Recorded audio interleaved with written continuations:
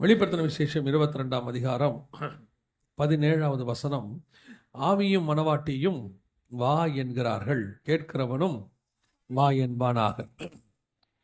ஆண்டவர் சபையினிடத்தில், அதான் மனவாட்டி என்றால் சபை, ஆண்டவர் இந்த சபையினிடத்தில் எதிர்பார்க்கிற சில மிக முக்கியமான குணாதிசயங்கள் இருக்கிறது.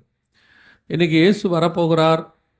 இயேசு கிறிஸ்துவை குறித்து சில காரியங்களை நாம் பார்க்கிறோம். சில நேரங்களிலே இயேசு ரொம்ப சீக்கிரம் வரப்போகிறார் எல்லாம் சொல்கிறோம், எல்லாம் உண்மைதான். ஆனால் உண்மையிலே இயேசு எதற்காக வருகிறார்? இயேசு வர்றதுக்கான நோக்கம் என்ன? முதலாவது முறை இயேசு வந்தபோது உலகத்தின் பாவத்தை சுமந்து தீர்க்கிற தேவ ஆட்டுக்குட்டி என்று வசனம் சொன்னது. இரண்டாவது முறை இயேசு பகிரங்கமாக வரும்போது அவருடைய பாதங்கள் ஒலிவமலையின் மேல் வந்து நிற்கும். இரண்டாவது முறை வரும்பொழுது அவர் ஆளுகை செய்கிறவராய் வரப்போகிறார், 1000 வருட அரசாட்சி. அப்பொழுது இந்த முதல் முறை என்பது பலி, ஆசாரியத்துவம். இரண்டாவது முறை என்பது ராஜரீகம், ஆளுகை. ஆசாரியத்துவமும் ஆளுகையும் இணைந்ததுக்கு பெயர் தான் புதிய ஏற்பாட்டு முறைமை, மெல்கிசேதேக்கின் முறைமைன்னு சொல்வார். முதலாவது முறை வரும்போது அவர் தன்னைத்தானே பலியாக கொடுத்தார். இரண்டாவது முறை வரும்போது ராஜாதி ராஜாவாய் ஆளுகை செய்ய போகிறார். ரெண்டுத்துக்கும் நடுவில் ஒரு சம்பவம் நடக்கணும். என்ன நடக்கணும் அப்படின்னா, புதிய ஏற்பாட்டு சபை, புறஜாதி சபை அவருக்கு மனவாட்டியாய் மாறணும். அப்போ தான் இது நடக்கும். உதாரணமாக நீங்கள் பைபிளில் நிறைய ஆதாரங்கள் இருக்குது, நீங்கள் தியானிச்சிங்கன்னா நிறைய காரியங்கள் கிடைக்கும். ஒரு காரியத்தை நான் உங்களுக்கு விளக்க விரும்புகிறேன். நீங்கள் நல்லா கவனிச்சிங்கன்னா, ஆசாரிய ஊழியம் வந்து வேதாகமத்தில் நியாயாதிபதிகள் புஸ்தகத்தோடு கூட முடிவடையும். ஆசாரிய ஊழியம் முடிஞ்சிடும். அதாவது ஏலியோடு கூட அந்த ஆசாரிய ஊழியம் முடிவுக்கு வரும். அடுத்து பார்த்திங்கன்னா ராஜாக்கள் ஊழியம் ஆரம்பிக்கும். அதாவது சவுலை ராஜாவாக அபிஷேகம் பண்ணுவார். இந்த ஆசாரிய ஊழியம் முடிஞ்சு ராஜா ஊழியம் ஆரம்பிக்கிறதுக்கு முன்னாடி நீங்கள் பார்த்தீங்கன்னா நடுவில், இது ரெண்டுத்துக்கும் நடுவில் ரூத்து புஸ்தகம் வரும். ரூத் புஸ்தகம் வந்துட்டு தான் அடுத்து சாமுவேல் புஸ்தகம் உள்ளே வரும். இதனுடைய அர்த்தம் என்ன, இதில் என்ன சொல்லப்படுகிறது அப்படின்னு சொல்லி நீங்கள் பார்த்தீங்கன்னு சொன்னால், இந்த ஆசாரிய ஊழியத்திற்கும் இந்த ராஜா ஊழியத்துக்கும் நடுவில் புறஜாதி சபை, மோவாபிய ஸ்திரீ புறஜாதி சபை உள்ளே வரணும். உள்ளே வந்து அவள் போவாசுக்கு மனவாட்டியாய் மாறணும். அதோடு கூட இயேசு கிறிஸ்துவினுடைய அந்த லீனாஜின்னு சொல்லுவாங்க, வம்ச வரலாறு தொடரும். அதே மாதிரி தான் இயேசு கிறிஸ்துவனுடைய ஆசாரிய ஊழியம் 2000 வருடங்களுக்கு முன்பாக கொல்கத்தாவில் கல்வாரியிலே முடிவுக்கு வந்தது. அவர் உயிர்த்தெழுந்து அடுத்து ராஜாவாய் ஆளுகை செய்யணும். அது வர்றதுக்கு முன்னாடி, அந்த ஆளுகை வருவதற்கு முன்பதாக புறஜாதி சபை ரூத்து உள்ளே வந்து போவாசி மனம் முடிக்கணும். அதே மாதிரி தான் சபை நம்முடைய ஆண்டவரை போய் மனம் முடிக்கணும். இதுதான் வந்து ஹெவன்லி பிளான்னு சொல்லுவாங்க, பரலோகத்தினுடைய திட்டம். அந்த திட்டத்தின் அடிப்படையில் தான் திருச்சபை உருவாக்கப்பட்டிருக்கு. புதிய ஏற்பாடு திருச்சபை அந்த அடிப்படையில் தான் இருக்குது. இது ஏதோ நாமெல்லாம் கிறிஸ்தவங்களாயிட்டோம் அதனால் சர்ச்சுக்கு வரோம் அப்படி கிடையாது. அப்படின்னா நீங்கள் தேவனை ஆராதிக்கிற இடத்தை தான் மாற்றி இருக்கிறீர்கள். முன்பு வேறொரு தேவனை ஆராதித்தேன், வேறு இடத்துக்கு போனேன், இப்பொழுது ஜீவனுள்ள தேவனை ஆராதிக்கிறேன், ஆகவே நான் இங்கே வந்திருக்கிறேன். இடம்தான் மாறி இருக்குது ஒழிய மனநிலை மாறலை. முன்னாடி நான் அடிமையாக இருந்தேன், இப்பொழுது நான் மனவாட்டியாய் மாற்றப்பட்டிருக்கிறேன். முன்னாடி எஸ்தர் அடிமையாக இருந்தார் அந்த தேசத்தில். ஒரு நாள் அவர் ராஜகுமாரத்தியாய் மாற்றப்பட்டார், அந்த ராஜாவுக்கு மனவாட்டியாய் மாற்றப்பட்டார். அதே மாதிரி தான் இப்போ நாம் மாற்றப்படுகிற காலம். ஆனால் யாரை கர்த்தர் செலக்ட் பண்ண போகிறார், அதுதான் கேள்வி. யாரை கர்த்தர் செலக்ட் பண்ண போகிறார்? இன்றைக்கி நிறைய பேர் நினச்சிட்டு இருக்கிறாங்க எல்லாருமே பரலோகத்துக்கு போயிடுவோம் அப்படின்னு சொல்லி. எல்லாரும் பரலோகத்துக்கு போகும்னு ஒரு இடத்துல கூட பைபிள் சொல்லலை. ஒரு இடத்துல கூட அத்தனை பேரும் பரலோகத்துக்கு போயிடுவாங்கன்னு பைபிள் சொல்லவே இல்லை. ஆனால் பைபிள் சொல்லுது 2 பேர் இருப்பார்கள், ஒருவன் எடுத்துக்கொள்ளப்படுவான், ஒருவன் கைவிடப்படுவான். 5 பேர் இருக்கிறார்கள், 5 பேர் புத்தி உள்ளவர்கள், 5 பேர் புத்தி இல்லாதவர்கள். 2 பேர் படுத்திருப்பார்கள், ஒருவர் எழுந்திருப்பான், இன்னொருவன் கைவிடப்படுவான். அப்போ பைபிளில் எல்லாரும் போவாங்கன்னு ஒரு இடத்துல கூட இல்லை. எல்லா கிறிஸ்தவங்களும் பரலோகத்துக்கு போவாங்கன்னு இல்லை. எல்லாருக்கும் ஒரு நம்பிக்கை இருக்குது. என்ன நம்பிக்கை? சர்ச்சில் நான் மெம்பர் ஆகிட்டேனா, சந்தா கட்டிட்டேனா, தசமபாகம் காணிக்கை கொடுத்துட்டேனா, கண்டிப்பாக நான் பரலோகத்துக்கு போயிடுவேன் அப்படின்னு சொல்லி. அப்படிலாம் எந்த அஷூரன்ஸும் எந்த சபையும் கொடுக்கவே முடியாது, எந்த ஊழியக்காரனும் கொடுக்க முடியாது. ஒரு சில ஊழியக்காரங்க நடுவில் சொன்னாங்க, நம்முடைய ஊழியத்துக்கு நீங்கள் கொடுத்தீங்கன்னா கன்ஃபார்மாக அவங்கள பரலோகத்துக்கு கூட்டிகிட்டு போவோம் அப்படின்னாங்க. அவங்க என்ன தைரியத்தில் சொன்னாங்கன்னு தெரியல. ஏன்னு சொன்னால் கடைசி நிமிஷம் வரைக்கும் மோசேக்கே அந்த கானானுக்குள்ளே போவோமா போக மாட்டோமான்ற கன்ஃபர்மேஷன் இல்லை. நிற்கிறேன் என்று சொல்லுகிறவன் விழாதிருப்பானாகன்னு இருக்குது. இன்றைக்கி இவங்களாம் ரொம்ப அஷூரன்ஸாக ரொம்ப அழகாக, அதில் வேறு ஒரு சிலர்கிட்டலாம் ஜீவ புஸ்தகத்தில் ஒரு பகுதியே இருக்குதுன்னு வேறு சொல்லியிருக்கிறாங்க. எங்கிட்ட ஆண்டவர் கொடுத்துருக்குறாரு, நாங்கள் தான் வச்சுருக்குறோன்றாங்க. இப்போ அந்த அளவுக்கு போயிடுச்சு. அதனால் இவர்களையெல்லாம் நம்பாதிருங்கள். இதெல்லாம் போய் வசனம் தெளிவாக சொல்லுது, நித்திய ஜீவனை சுதந்திரிப்பது என்பது அரிதான காரியம், இது மனுஷனால் கூடாதது தான் பைபிள் சொல்லுது, தேவனால் எல்லாம் கூடும். அல்லேலூயா. அப்போ நான் ஒரு சபையில் மெம்பராக இருக்கிறேன், மனவாட்டியாக சபைக்குள்ளே நான் வந்திருக்கிறேன். ஒரு சபையில் நான் அங்கே ஒரு மெம்பராக ஆயிட்டேன்றதுனால மட்டும் நீங்கள் என்ன செஞ்சிட முடியாது, பரலோக ராஜ்யத்துக்குள் பிரவேசித்திட முடியாது. அதே நேரத்தில் இன்றைக்கி நிறைய பேருக்குள்ளே இருக்கிற கிறிஸ்தவத்துக்குள்ளே இருக்கிற மிகப்பெரியதான ட்ராபேக், அதுவும் இந்த கடைசி காலத்தில் இருக்கிற மிகப்பெரிய பிரச்சனை, அவன் பரலோகத்துக்கு போவானான்னு சொல்லி அவனுக்கு தெரியாது. ஆனால் யார் போக மாட்டாங்கன்னு மட்டும் அவனுக்கு நல்லா தெரியுது. இப்போ கிறிஸ்தவத்தில் இருக்கிற பிரச்சனையே என்னென்னா, யார் நீங்கள் கேட்டு பாருங்கள், பெந்தகோஸ்தேக்காரங்களே கேட்டு பாருங்கள், யார் பரலோகத்துக்கு போக மாட்டாங்க, இல்லை இந்த மாதிரி சிலை வழிபாடு ஆர்சிக்காரங்கெல்லாம் போகிறது கஷ்டம் இவங்க சொல்கிறாங்க. சிபிஎம்காரங்களை கேட்டு பாருங்கள், பெந்தகோஸ்தேலியே பாதி பேர் போவாதுன்னு சொல்லிடுவாங்க. அவங்க சொல்லிடுவாங்க, ஏன்னா இவங்கெல்லாம் பிரதிஷ்டை இல்லாதவர்கள் அப்படின்னு சொல்லிடுவாங்க. இப்போ ஒருத்தரும் சொல்கிறான், இன்னொருத்தன் அவன் ஆவி இல்லாதவன், இவன் அனல் இல்லாதவன், இப்படி ஒவ்வொருத்தரை போக மாட்டான். இதுதான் நம்முடைய எல்லாருக்கும் தெரிஞ்ச ஒரு விஷயம், யார் போக மாட்டான்றது. அப்படி போக மாட்டேன்னு சொல்கிறவங்கள கூப்பிட்டு கேளுங்க, நீங்கள் போவீங்களான்னு கேளுங்களேன். அவன் சொல்கிற வசனம் என்ன தெரியுமா, கர்த்தரே அறிவார். அவனுக்கு தெரியாது அவன் போவானான்னு சொல்லி. அது கர்த்தருடைய கிருபை தாங்க. அவர் அது அவன் நம்ம காலத்துக்கு முன்பாக நியாயம் தீர்க்க முடியாது இல்லையா அப்படிமா. அவன் போகிறத நியாயம் தீர்க்கக்கூடாது, ஆனால் அவன் உலகத்தை உட்காந்து என்ன பண்ணிகிட்டு இருப்பான், நியாயம் தீர்த்துட்டு இருப்பான். நானும் ஒரு காலத்தில் இப்படி இருந்த ஆள் தான். ஒரு காலத்தில் அநேக இடங்களுக்கு ஊழியத்துக்கு கொண்டு போகும்போது கர்த்தர் சொல்லி கொடுத்த ஒரு காரியம், அவருக்குரியவர்கள் எல்லா இடங்களிலும் இருக்கிறார்கள், எல்லா டினாமினேஷனுக்குள்ளேயும் இருக்கிறார்கள். கண்மலையின் வெடிப்புக்குள்ளே தங்கி இருக்கிற புறாவை போல கண்மலையின் வெடிப்புகளிலும் சிகரங்களின் மறைவிடங்களிலும் தங்கி இருக்கிற என் புறாவே, சிகரங்களுடைய மறைவிடத்தில் இருக்கிற மாதிரி நிறைய இடத்துல இந்த மாதிரி ஆட்கள் மறைஞ்சிருக்கிறாங்க. நாம் சொல்கிறோம் சிஎஸ்ஐக்காரங்கெல்லாம் ஆவி இல்லாதவங்க, அனல் இல்லாதவங்கன்னு. நான் குறிப்பிட்ட கொஞ்சம் காலமாக பார்த்துக்கிட்டே இருக்கிறேன். அவங்க நல்லா வந்துக்கிட்டே இருக்கிறாங்க. மேலே தண்ணியில் மூழ்கிலாம் ஞானஸ்தானம் கொடுக்க ஆரம்பிச்சிட்டாங்க. ஒரு சிஎஸ்ஐ சபைக்கு செய்தி கொடுக்க போகிறேன், அவர் அந்நிய பாஷையில் பேசிகிட்டு இருக்கிறாரு. அவர் ஆவியில் நிறைஞ்சு புதிய எருசலேம் பற்றி, சியோன் பற்றி எடுத்துகிட்டு இருக்கிறாரு. நான் கேட்டேன், பாஸ்டர் நீங்கள் எப்படி இதெல்லாம் எடுக்கிறீங்க? நாங்கள்லாம் மாறி ரொம்ப நாள் ஆச்சியான்னார். இப்போ நம்ம நினச்சிட்டு இருக்கிறோம் அவன் போக மாட்டான்னு சொல்லி. ஒரு சால்வேஷன் ஆர்மி ஒரு இது இருக்குது நாகர்கோவில் பக்கத்தில், அவங்க கூப்பிட்டுருந்தாங்க. சரி உங்களுக்கு சுவிசேஷம் சொல்லுவோன்னு நான் போகிறேன். ஏன் எண்ணத்தை பாருங்கள். அங்கே போனால் அவங்க கிருபாசனத்துலேருந்து ஒரு பாஸ்டரை கூப்பிட்டு கம்யூனியன் கொடுத்து அவங்க தண்ணியில் மூழ்கி ஞானசனம் எடுக்கிறாங்க. ஆச்சரியமாக போச்சு. அப்போ நம்ம நினச்சிக்கிட்டு இருக்கிறோம் அந்த டினாமினேஷன் போகாது, இந்த டினாமினேஷன் போகாது, அது ஆகாது, இதாகாதுன்னு. கர்த்தர் எல்லா இடத்திலும் தனக்குரியவர்களை வைத்து கொண்டு தான் இருக்கிறார். அல்லேலூயா. பெந்தகோஸ்தே சபையில் இருக்கிறதுனால மட்டும் நீங்கள்லாம் கன்ஃபார்மாக போயிடுவேன்னு நினச்சிடக்கூடாது. நமக்கு அப்படி ஒரு எண்ணம் இருக்குது, நாங்கள்லாம் பெண்டிகாஸ்டல் சர்ச்சஸில் இருக்கோம். அதெல்லாம் கிடையாது. பெந்தகோஸ்தே சபையில் இருக்கிறது நிறைய பேர் என்ன செய்யப்படுவாங்க, கைவிடப்படுவதற்கு வாய்ப்பு இருக்கிறது. எங்கே இருந்தாலும் கர்த்தர் சொல்லுகிறபடி அவருக்குரிய மனவாட்டியாக இருந்தால் மட்டுமே அவரோடு கூட போய் வலது பாரசத்தில் உட்கார வைக்க முடியும். அதனால தான் ஆண்டவர் சொல்கிறார், சபையை பார்த்து ஆண்டவர் சொல்கிறார், உலகத்தை பார்த்து இல்லை, சபையை பார்த்து சொல்கிறாரு, ஜெயம் கொள்ளுகிறவன் எவனோ அவனை என்னோடு கூட சிங்காசனத்தில் உட்கார வைத்துக் கொள்வேன். ஜெயம் கொள்ளுகிறவன் எவனோ அவனுக்கு ஜீவ விருட்சத்தின் கனியை புசிக்க கொடுப்பேன். ஜெயம் கொள்ளுகிறவன் எவனோ அவனை என் ஆலயத்தின் தூணாக்குவேன். அந்த ஜெயம் கொள்ளுகிறவன் யாரு? சபைக்குள்ளே இருக்கிறவன், சபைக்கு வெளியே இருக்கிறவன் இல்லை, சபைக்குள்ளே இருந்து அவன் ஜெயம் பெறணும். அப்போ தான் ஆண்டவர் நம்மளை கொண்டு போய் பரலோகத்தில் கூட உட்கார வச்சுப்பேன்றாரு. அப்போ சபைக்கு உள்ளே வரவங்க முக்கியம் இல்லை, அது ரொம்ப முக்கியம், சபைக்குள்ளே வரணும். ஆனால் வரவெல்லாம் பரலோகத்துக்கு போவானான்னு தெரியாது. எவ்வளோ பேர் இங்கே வராங்கன்றது முக்கியம் இல்லை, எவ்வளோ பேர் இங்கிருந்து அங்கே வராங்கன்றது தான் முக்கியம்.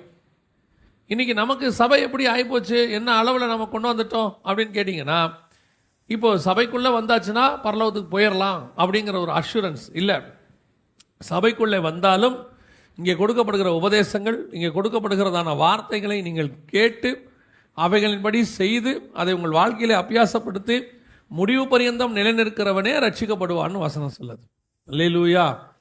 அப்போ நாம் இந்த மணவாட்டிக்குரிய குணாதிசயத்தோடு இருந்தால் தான் போக முடியும். யார் அவரை கூப்பிட முடியும்? மணவாட்டி தான் கூப்பிட முடியும். ஆவியும் மணவாட்டியும் வா என்பார்களாக. கர்த்தர் என்ன எதிர்பார்க்குறாரு?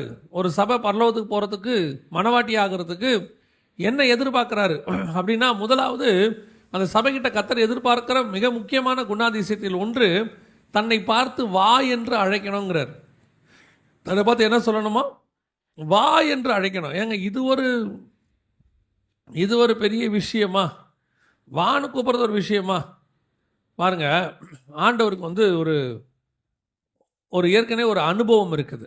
என்ன அனுபவம் இருக்குது அப்படின்னா, வாசிங்க உன்னத பாட்டின் புஸ்தகம் 5ஆம் அதிகாரம். உன்னத பாட்டின் புஸ்தகம் 5ஆம் அதிகாரத்தில் அவர் சபையை பார்த்து கூப்பிடுறார். கூப்பிடும்போது சபை பண்ணுற வேலையை பாருங்கள். 5ஆம் அதிகாரம் 2வது வசனம். நான் நித்திரை பண்ணினேன், என் இதயமோ விழித்திருக்கிறது, கதவை தட்டுகிற என் நேசரின் சத்தத்தை கேட்டேன். என் சகோதரியே, என் சகோதரியே, என் பிரியமே, என் பிரியமே, என் புறாவே, என் புறாவே, என் உத்தமையே, கதவை திற. அப்ப என்ன அர்த்தம்? நேசர் வந்துட்டார்னு தெரியுது, இதயம் விழித்திருக்குது, கதவு தட்டுற சத்தம்லாம் கேட்குது. ஆனால் கதவை திறக்காத மணவாட்டி, கதவை திறக்காத மணவாட்டி எல்லாம் இருக்கு, கதவை தட்டுற சத்தம்லாம் கேட்குது. இயேசு கிறிஸ்து வரும்போது வசனம் சொல்லுது, மணவாளன் வருகிறார் என்கிற சத்தம் கேட்டது. அவர் வர்ற சத்தம்லாம் கேட்குது. சபைக்கு இருதயம் கூட விழிச்சிருக்குது. ஆனால் கதவு திறந்திருக்குதா மணவாளனுக்கு உள்ளே வருவதற்கு? ஏதோ இது பழைய ஏற்பாட்டில் சொல்கிற விஷயம் நினச்சிக்காதீங்க. இது புதிய ஏற்பாட்டில் நடக்க போகிற சம்பவத்தினுடைய ஒரு நிழல். புதிய ஏற்பாட்டிலையும் இதே காரியத்தை ஆண்டவர் சொல்கிறாரு. லவோதிக்கேயா சபையை பார்த்து சொல்லும்போது, இதோ நான் வாசப்படியில் நின்று கதவை தட்டுகிறேன். பழைய ஏற்பாட்டில் உன்னத பாட்டில் 5ஆம் அதிகாரத்தில் வாசப்படியில் நின்று கதவை தட்டின அதே தேவன் தான் சொல்கிறாரு. புதிய ஏற்பாட்டில் வெளிப்படுத்தின விசேஷத்தில் மணவாட்டி சபை, அதாவது சபையை பார்த்து சொல்கிற வார்த்தை, வாசப்படியில் நின்று நான் கதவை தட்டுகிறேன். இன்னைக்கு எத்தனை சபை கர்த்தருக்கு கதவை திறந்திருக்கிற சபை, ஆனால் மணவாளனுடைய சத்தம் கேட்குது, இதயம் விழிச்சிருக்குது, எல்லாம் ஓகே தான். ஆனால் கதவை திறக்காத சபை இன்னைக்கு நிறைய இருக்குது. படுத்திருக்குது சபை என்ன செஞ்சிருக்குது? படுத்திருக்குது. ஆண்டவர் என்ன எக்ஸ்பெக்ட் பண்ணுறாரு? சில நேரங்களில் நீங்கள் பார்த்தீங்கன்னா, இந்த வீட்டில் வந்துட்டு வெளியே நிற்கிறவருக்கு வீட்டுக்குள்ளே ஆள் இருக்குதா இல்லையான்னு சந்தேகம் வரும். பெல் அடிப்பார், எல்லாம் பண்ணுவார். ஆனாலும் யாரும் என்ன செய்ய மாட்டாங்க, திறக்க மாட்டாங்க. அப்போ அவங்க சொல்லுவாங்க, இந்த கொரியருக்கு வரவங்க இவங்கெல்லாம் சொல்லுவாங்க, வீட்டில் ஆள் இருக்குதா இல்லையான்னு தெரியல. அவன் என்ன பண்ணுவாங்கன்னா 2 தடவை தட்டுவாங்க, போயிடுவாங்க. ஆனால் சில நேரத்தில் வீட்டுக்குள்ளே டிவி ஓடுற சவுண்டு கேட்கும், வீட்டுக்குள்ளே பேசுகிற சவுண்டு கேட்கும். ஆனால் கதவை மட்டும் திறக்க மாட்டாங்க. இந்த 2 தடவை தட்டுவார், 3 தடவை தட்டுவார், 4வது தடவை வேகமாக தட்டுவார். உள்ளே இருக்கிறாங்க, திறக்க மாட்டேங்கிறாங்க, உள்ளே இருந்துக்கிட்டு திறக்க மாட்டேங்கிறாங்க அப்படின்னு. அப்போது உள்ளே இருந்துக்கிட்டு பேசிக்கிட்டு அவன் என்ன சொல்கிறா பாருங்களேன், கதவை திறக்காமே பேசிக்கிட்டே இருப்பா. அடுத்த வசனம் சொல்லுவா, என் வஸ்திரத்தை கழட்டினேன், நான் எப்படி அதை திரும்பவும் உடுப்பேன், என் பாதங்களை கழுவினேன், நான் எப்படி அவைகளை திரும்பவும் அழுக்காக்குவேன் என்றேன். படுத்துக்கிட்டே பேசிகிட்டே இருக்கிறான். இது ஏற்கனவே மணவாளனுக்கு, இயேசு கிறிஸ்துவுக்கு, தேவனுக்கு பழைய ஏற்பாட்டில் இஸ்ரவேலோடு கூட இருக்கிறதான ஒரு அனுபவம். இஸ்ரவேல் சபையை கர்த்தர் உண்டாக்கினார். ஆனால் அவர்கள் இயேசு வரும்போது படுத்திருக்கிறார்கள், கதவை திறக்கலை. இயேசுவும் கூப்பிட்டு பார்க்குறாரு. முதல் தடவை கூப்பிட்றாரு 4ஆம் அதிகாரம் மத்தியில, வருத்தப்பட்டு பாரம் சுமக்கிறவர்களே எல்லாரும் என்னிடத்தில், கடைசியாக கூப்பிடுறாரு யோவான்ல, தாகமாக இருக்கிறவன் என்னிடத்தில் வரக்கடவன். முதல் ஊழியம் ஆரம்பிக்கும் போது அவர் கூப்பிட்றாரு, என்னிடத்துல வாங்கன்னு. கடைசியாக கூப்பிட்றாரு, சிலுவைக்கு போகிறதுக்கு முந்தின நாளில் இது நடக்குது. அன்றைக்கி நைட்டு தான் அவரை பிடிக்கிறாங்க. அன்னைக்கு கூப்பிட்றாரு, தாகமாக இருக்கிறவன் என்னிடத்துல வரக்கடவன். 3.5 வருஷம் கூப்பிட்டுருக்கிறாரு. கதவை தட்டிகிட்டே இருந்திருக்கிறார். கதவை தட்டுறாரு, திறக்கலை. பேசிக்கிட்டே இருக்கான். பரிசேயர் பேசுகிறான், நியாயஸ்திரி பேசுகிறான், ஆசாரியர்கள் பேசுகிறாங்க, எல்லாரும் பேசுகிறாங்க. ஆனால் ஒருத்தன் கூட கதவை திறக்கல, ஒருத்தன் கூட மேசியான்னு ஏற்றுக்கல. பாருங்க, முதல்ல கேட்குறாரு, என்னை யார் என்று சொல்லுகிறார்கள்? தச்சனின் மகன்னு சொல்கிறாங்க, மரியாளின் மைந்தன்னு சொல்கிறாங்க. கொஞ்ச நாள் ஊழியம் முடித்த பிறகு கேட்குறாரு, என்னை யார் என்று சொல்லுகிறார்கள்? சிலர் உம்மை எரேமியா என்றும், சிலர் உம்மை யோவான் ஸ்நானகன் என்றும், வேறு சிலர் உம்மை தீர்க்கதரிசி என்றும் சொல்லுகிறார்கள். இவர் கேட்குறாரு, சரி நீங்களாவது என்னன்னு சொல்கிறீங்க? அவன் சொல்கிறான், ஆவியில் நிறைஞ்சு உன்னதமான தேவனுடைய குமாரன்னு சொல்லி. ரைட்டு, உனக்காவது தெரிஞ்சிருக்குதே, சோத்திரம்.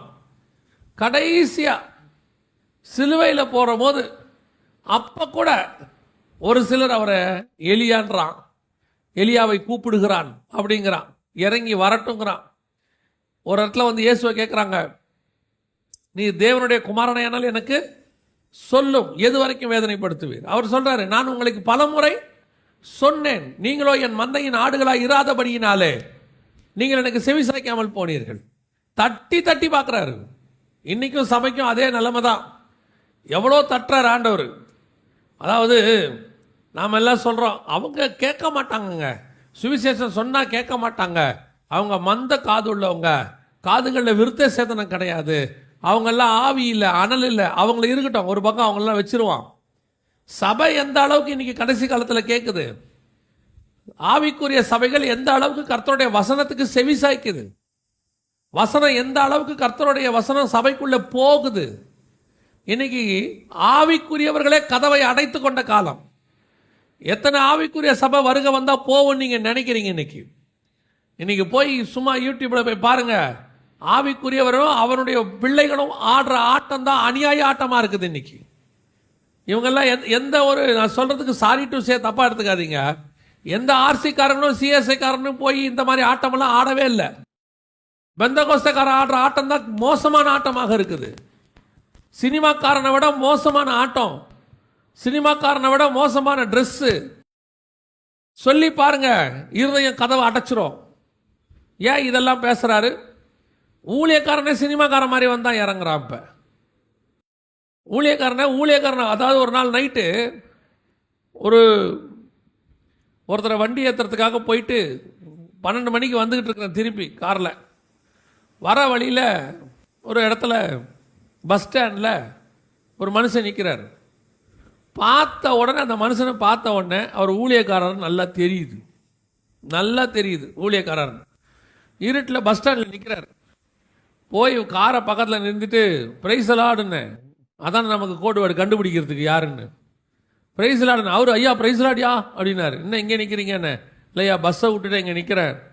சரி ஏறுங்கன்னு போகிற வழியில் அவரை வீட்டில் விட்டோம். எதுக்கு சொல்கிறேன்? ஒரு ஊழியக்காரனை கண்டுபிடிக்கிறதுக்கு மிக முக்கியமானது அவன் ட்ரெஸ்ஸு.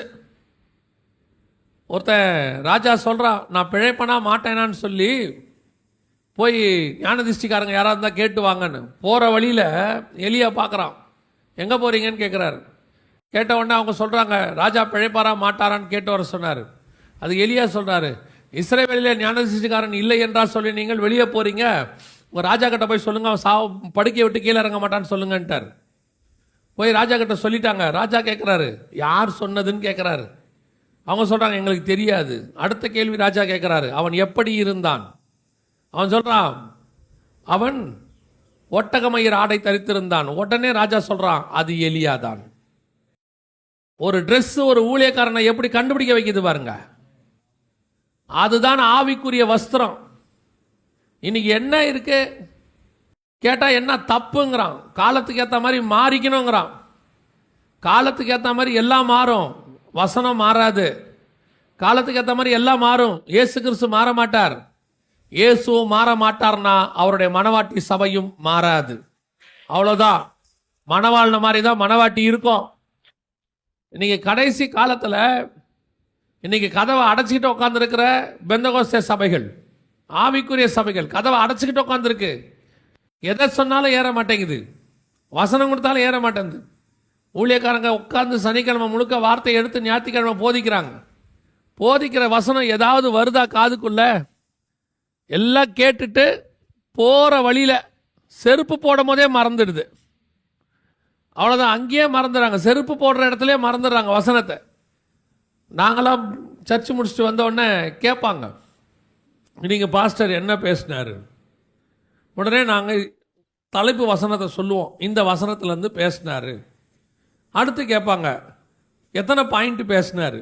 ஏன்னா ஒவ்வொரு ஊழியக்காரருக்கும் இத்தனை பாயிண்ட்டுன்னு அந்த காலத்தில் இருந்துச்சு. இப்போ நம்ம ரத்னபால் ஐயானா 7 பாயிண்ட் பேசுவார். ஒரு சில எங்கள் ஊழியக்காரர்லாம் 3 பாயிண்ட் 4 பாயிண்ட் பேசுவார். எத்தனை பாயிண்ட் பேசினார்னு கேட்பாங்க. இப்போ சபைக்கு போயிட்டு வரவன எப்படி இருந்துச்சு செய்தி? நல்லா இருந்துச்சு. அவன் சொல்கிற பதில் நல்லா இருந்துச்சு. என்ன பேசினார்? என்னவோ பேசினார், ஆனால் நல்லா இருந்துச்சு. இல்லைடா 3/4 மணி நேரம் செய்தி கேட்டிருக்கேப்பா, அதில் என்ன பேசினார்? நடுவில் ஒரு கதை சொன்னார், சூப்பராக இருந்துச்சு. கடைசி வரைக்கும் அவனுக்கு எது தலைப்பு வசனம், எத்தனை பாயிண்ட் பேசினார், எதுவும் இன்னைக்கு ஆவிக்குரிய சபைக்கு ஏறவே மாட்டேங்குது. இன்னைக்கு இதான் நிலைமை. கதவை அடைத்தேன், படுத்துக்கொண்டேன், கால்களை கழுவினேன், எல்லாம் சுத்தம்லாம் பேசுது. கால் சுத்தமாயிடுச்சு, பேசுறதுக்கெல்லாம் ஒரு குறைச்சல் கிடையாது. எல்லாம் மைக் பிடிச்சாச்சு, மேலே ஏறியாச்சுன்னா பேசுறதுல ஒரு குறைச்சலும் கிடையாது. ஆனால் கர்த்தருக்கு எத்தனை பேர் கதவை திறந்திருக்கிறோம்? எத்தனை பேர் வீட்டுக்குள்ள கர்த்தர் இருக்கிறார்? எத்தனை பேருடைய இருதயத்துக்குள்ள கர்த்தர் இருக்கிறார்? வெளியே நின்று கதவை தட்டிட்டு இருக்கிறார், வேற விஷயம். வீட்டுக்குள்ள கர்த்தர் இருக்கிறாரா? உங்களுடைய வாழ்க்கைக்குள்ள, உன் ஆவிக்குரிய வாழ்க்கைக்குள்ள, உன் இருதயத்துக்குள்ள கர்த்தர் இருக்கிறாரா? வீட்டுக்குள்ள இன்னைக்கு யார் வீட்டுக்குள்ளேயுமே இயேசுநாதர் வர முடியுமா கதவை தட்டாம? நம்ம ஆண்டவர் ஜென்டில் ஆண்டவர், கதவை தட்டிட்டு தான் வருவார். ஒரே ஒரு இடத்துல தான் பைபிளில் கதவை தட்டாமல் வருவார். எங்கன்னா, இவர் மரித்து 3வது நாள் உயிர்த்து எழுந்த பிறகு இவெல்லாம் பயந்துக்கிட்டு கதவை சாத்திக்கிட்டு வீட்டுக்குள்ளே இருப்பான். இப்போ என்ன பண்ணுவார்னா, ஆண்டவர் உள்ளே வந்து உங்களுக்கு சமாதானம்னு சொல்லுவார். அங்கே மட்டும்தான் கதவை தட்டாமல் வருவார். அதுக்கு காரணம் இருக்குது. என்ன காரணம்னா, முன்னாடி கதவை தட்டினா திறப்பான். இப்போ இவனே பயந்துட்டு இருக்கிறான். கண்டிப்பாக தட்டினா என்ன செய்ய மாட்டான்? திறக்க மாட்டான். இவர் வேற மறுரூபம் ஆயிட்டார். இவர் ரூபம் வேற மாதிரி இருக்கு. கண்டிப்பாக இயேசுநாதர் பழைய ரூபத்தில் இல்லை. ஏன்னா ஒரு சீசர்களே கண்டுபிடிக்க முடியல. அப்போ இவர் தட்டி திறந்து பார்த்தாலும் திறக்க மாட்டான். யாரோ ஒரு ஆள் நிற்கிறாருன்னு தான் சொல்லுவான். அதனால தான் இயேசுநாதர் தட்டாமல் உள்ளே வந்தார். இயேசுநாதர் தட்டிட்டு வர ஆண்டவர். இப்போ நம்ம வீடுகளுக்கெல்லாம் தட்டிட்டு வர முடியுமா? இயேசுநாதரை விடுங்க, உங்கள் பாஸ்டர் வர முடியுமா? நீங்கள் வேற பாஸ்டர் அடிக்கடி எங்கள் வீட்டுக்கு ஹவுஸ் விசிட்டிங் வாங்க, எங்கள் வீட்டுக்கு வரமாட்டீங்கலாம் கூப்பிட்றீங்க. நிறைய பாஸ்டர் ஹவுஸ் விசிட்டிங் போகிறதே நிறுத்திட்டாங்க. என்ன காரணம்னு நினைக்கிறீங்க? எந்த வீட்டுக்கு போனாலும் சீரியல் ஓடுது, எந்த வீட்டுக்கு போனாலும் ஏதாவது ஓடிக்கிட்டு இருக்குது உள்ள. பாஸ்டங்களால் உள்ள நேராக வரவும் முடியல. சோத்ராம் பிரைஸ் தி லார்ட் அல்லேலூயான்னு வாசல்லேருந்து சவுண்டு கொடுக்க வேண்டியிருக்கு. நீங்கள் வந்து டிவி எல்லாம் மாற்றி, சேனலை மாற்றி, எல்லாம் ஆஃப் பண்ணி அதுக்கப்புறம் தான் உள்ளே வர வேண்டியிருக்கு. எங்களுக்கே இந்த நிலைமைன்னா இயேசுநாதர் நிலைமை நினச்சி பாருங்க. எத்தனை வீடு இன்னைக்கு இயேசுநாதர் நேராக உள்ளே வர முடியும் கதவை தட்டாமல்? எத்தனை பேர் வீட்டுக்குள்ளே இன்னைக்கு ஆண்டவரால் தைரியமாக உள்ளே வர முடியும்? ஒன்று சீரியல் ஓடுது, இல்லை வீட்டில் அடிதடி நடக்குது. பாருங்க, திடீர்னு பாஸ்டர் வந்தோடனே கணவன் மனைவியோட சவுண்டு ரோடு வரைக்கும் கேட்குது. பாஸ்டர் வந்தோன்னா அந்த சவுண்ட் அப்படியே ஆஃப் ஆயிரும். வாங்க வாங்க வாங்க பாஸ்டர், அவ்வளோ சவுண்டு இன்னைக்கு. எல்லாத்தையும் கர்த்தர் பார்த்துட்டு தான் இருக்கிறார். மணவாட்டி சபை கதவை அடைச்சிட்டு படுத்திருக்குது. இப்போ கர்த்தரோட விருப்பம் என்ன தெரியுமா? ஒரு முறை நான் இஸ்ரவேலுக்கு வந்தேன், அவன் கதவை அடைத்து கொண்டான். நான் இன்னொரு முறை வரப்போகிறேன்.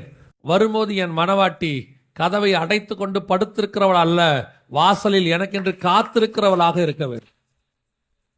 இதுக்குதான் ஆண்டவர் மணவாட்டியை பார்த்து சொல்றாரு, வா என்பார்களாக. ஏன் வான்னு கூப்பிட சொல்றாரு? யோசிச்சு பாருங்க. நீங்க உங்க பாஸ்டர் வீட்டுக்கு சாப்பிட கூப்பிட்டீங்கன்னா அவருக்கு இப்பெல்லாம் ஃபோன் அடிச்சுக்கிட்டே இருக்கிறீங்க, பாஸ்டர் கிளம்பிட்டாரான்னு. ஃபோன் இல்லாத காலத்தில் 12:30 மணிக்கு பாஸ்டர் வர்றாங்கன்னா 12:15 அந்த வீடு பரபரப்பாயிரும். பாஸ்டர் 12:30 மணிக்கு வந்துடுவாங்க. வாசல்லே ஒரு ஆள் உட்காந்துருப்பார், எல்லாரும் உள்ள வேலை பார்ப்பாங்க. பாஸ்டர் வந்த உடனே அப்படியே குடும்பமே வாசலுக்கு வரும். வந்து பாஸ்டர் வாங்க வாங்கன்னு கூப்பிடுவாங்க. சில இடத்துல எனக்கு நடந்த ஒரு சம்பவம், ஒரு வீட்டில் சாப்பிட கூப்பிட்டுட்டாங்க. பொதுவாக நான் போகிறதே இல்லை யார் வீட்டுக்கும். அப்பெல்லாம் கூப்பிட்டாங்க. சரி, நானும் பாஸ்டரும் போயிட்டோம். பாஸ்டர் தான் கூட்டிகிட்டு போனார். போனால் சாப்பிட போயிட்டோம். மீட்டிங் முடிச்சுட்டு பசியில் போய் நிற்கிறோம். கதவு பூட்டி இருக்குது. பூட்டி இருக்கிற கதவுல வேற பாஸ்டர் கூப்பிட்றாரு, பிரதர் பிரதருங்கிறாரு. நான் கேட்குறேன், ஏங்க கதவு பூட்டி இருக்கே, நீங்கள் என்ன பிரதர் பிரதருங்கிறீங்க? பாஸ்டருக்கு ஏற்கனவே அனுபவம் இருக்கும் போல, எனக்கு தெரியாது, நான் புது ஆள். இல்லை பாஸ்டர் வந்துருவாங்கன்னு பார்த்தா சிஸ்டர் உள்ளே இருக்கிறாங்க. இவர் பூட்டிகிட்டு போயிருக்காரு. எங்கே போயிருக்காருன்னா எங்களுக்கு சாப்பாடு வாங்க போயிருக்காரு. போனவர் கதவை திறந்துட்டாவது போகலாம்ல, நாங்கள் உள்ளே அதை உட்காந்துருப்போமே. எதுக்கு தான் பண்ணார் தெரியாது. கதவை கூட்டிகிட்டு போயிட்டார், சாப்பாடு வாங்கிட்டு 2 பார்சல் வாங்கிட்டு வராரு. 15 நிமிஷம் கழிச்சு நான் அப்பயே சொன்னேன் வேணாம் பாஸ்டர் போயிடுவோன்னு. அவர் இல்லை பிரதர் வந்துட்டார். நான் சொன்னேன் அந்த பார்சலை வாங்கி நம்ம வீட்டில் போய் சாப்பிட்டுக்கலாம். எதுக்கு அப்புறம் வீட்டுக்குள்ளே போய் சாப்பிட்றது? இன்னைக்கு இப்படி ஒரு குரூப் இருக்கு. இதெல்லாம் இந்த ஆண்டவர் சொல்கிற குரூப் தான். வாசப்படியில் கதவை தட்டுகிறேன், ஒருவன் என் சத்தத்தை கேட்டு திறந்தால், அந்த குரூப்பு. இப்போ ஆண்டவர் எக்ஸ்பெக்ட் பண்ணுறதான சபை எப்படிப்பட்ட சபை தெரியுமா? நான் வரும்போது வாசலில் காத்திருக்கிற ஒரு சபை எனக்கு வேணும். எதிர்பார்த்திருக்கிற ஒரு சபை. எப்போ வருவீர் இயேசுவே, ஏங்கி உள்ளம் உம்மை தேடுதேன்னு சொல்கிற ஒரு சபை எனக்கு வேணும். எப்போ நீர் வந்தாலும் காத்திருந்து பறந்து போகிற ஒரு சபை வேணும். அது மத்தியானமோ ராத்திரியோ நடுநிசியோ எப்போ நீங்கள் வந்தாலும் சரி, ஆண்டவரே என் ஆத்மா விழித்திருக்கிறது, நீர் வரும்போது உம்மை சந்திக்கிற கூட்டத்தில் நான் இருப்பேன் என்று அழைக்கிற அந்த வா என்று கூப்பிடுகிற ஒரு சத்தம். இதைத்தான் கர்த்தர் எதிர்பார்க்கிறார். இன்னைக்கு சபை அந்த இடத்துல இருக்குதா? சபையோடைய நோக்கம் என்ன? சபையோடைய எதிர்பார்ப்பு என்ன? இன்னைக்கு சபைக்கு ஏன் வரீங்க? முதல்ல சபையே வருகைக்காக உருவாக்கப்பட்டது தான். சபை எதுக்காக? இயேசு வர்ற வரைக்கும் சபை. இயேசு வந்த பிறகு சபை இருக்காது. அவர் வரும் அளவும் இந்த ஆத்துமாக்களை பத்திரமாய் பாதுகாக்கிற இடம் தான் திருச்சபை. மணவாளனுக்கு ஏற்ற மணவாட்டியை பாதுகாக்கிற இடம். கன்னிகைகளை எல்லாம் ரெடி பண்ணிட்டாங்க ராஜாவுக்குன்னு. ஆனால் அந்த கன்னிகைகளை நேரடியாக ராஜா கிட்ட கொண்டு போய் விடலை. என்ன பண்ணுறாங்க? ஏகாங்கிறவன் கையில் கொண்டு போய் விடுறாங்க. எஸ்தர் புஸ்தகத்தில் அந்த ஏகாங்கிறவன் 7 தாதிமார்கள்ட்ட கொண்டு போயிட்டு எஸ்தரை ஒப்படைக்கிறான். எதுக்கு? இந்த எஸ்தரை ராஜாவுக்கு ஏற்ற மாதிரி மாற்றுங்க, ராஜாவுக்கு பிடிச்ச மாதிரி மாற்றுங்கன்றான். அதுதான் நீங்கள் இப்பொழுது சபைக்குள்ளே இருக்கிற நேரம். 7 திருச்சபையினுடைய உபதேசத்திற்கு கீழே கர்த்தர் கொடுத்து வச்சிருக்கிறார். இந்த 7 உபதேசங்கள், நான் சொல்கிறேன் 7 சபைங்கிறது வெளிப்படுத்தின விசேஷம் இல்லை. புதிய ஏற்பாட்டினுடைய 7 முக்கியமான சபைக்கான உபதேசம். ரோமருக்கு எழுதின நிருபம், கொரிந்தியருக்கு எழுதின நிருபம், கலாத்தியருக்கு எழுதின நிருபம், எபேசியருக்கு எழுதின நிருபம், பிலிப்பியருக்கு எழுதின நிருபம், கொலோசேருக்கு எழுதின நிருபம், தெசலோனிக்கருக்கு எழுதின நிருபம். மொத்தம் 7 சபை. இந்த 7 சபையினுடைய உபதேசத்துக்கு கீழே தான் கர்த்தர் கொடுத்துட்டு போயிருக்கிறார்.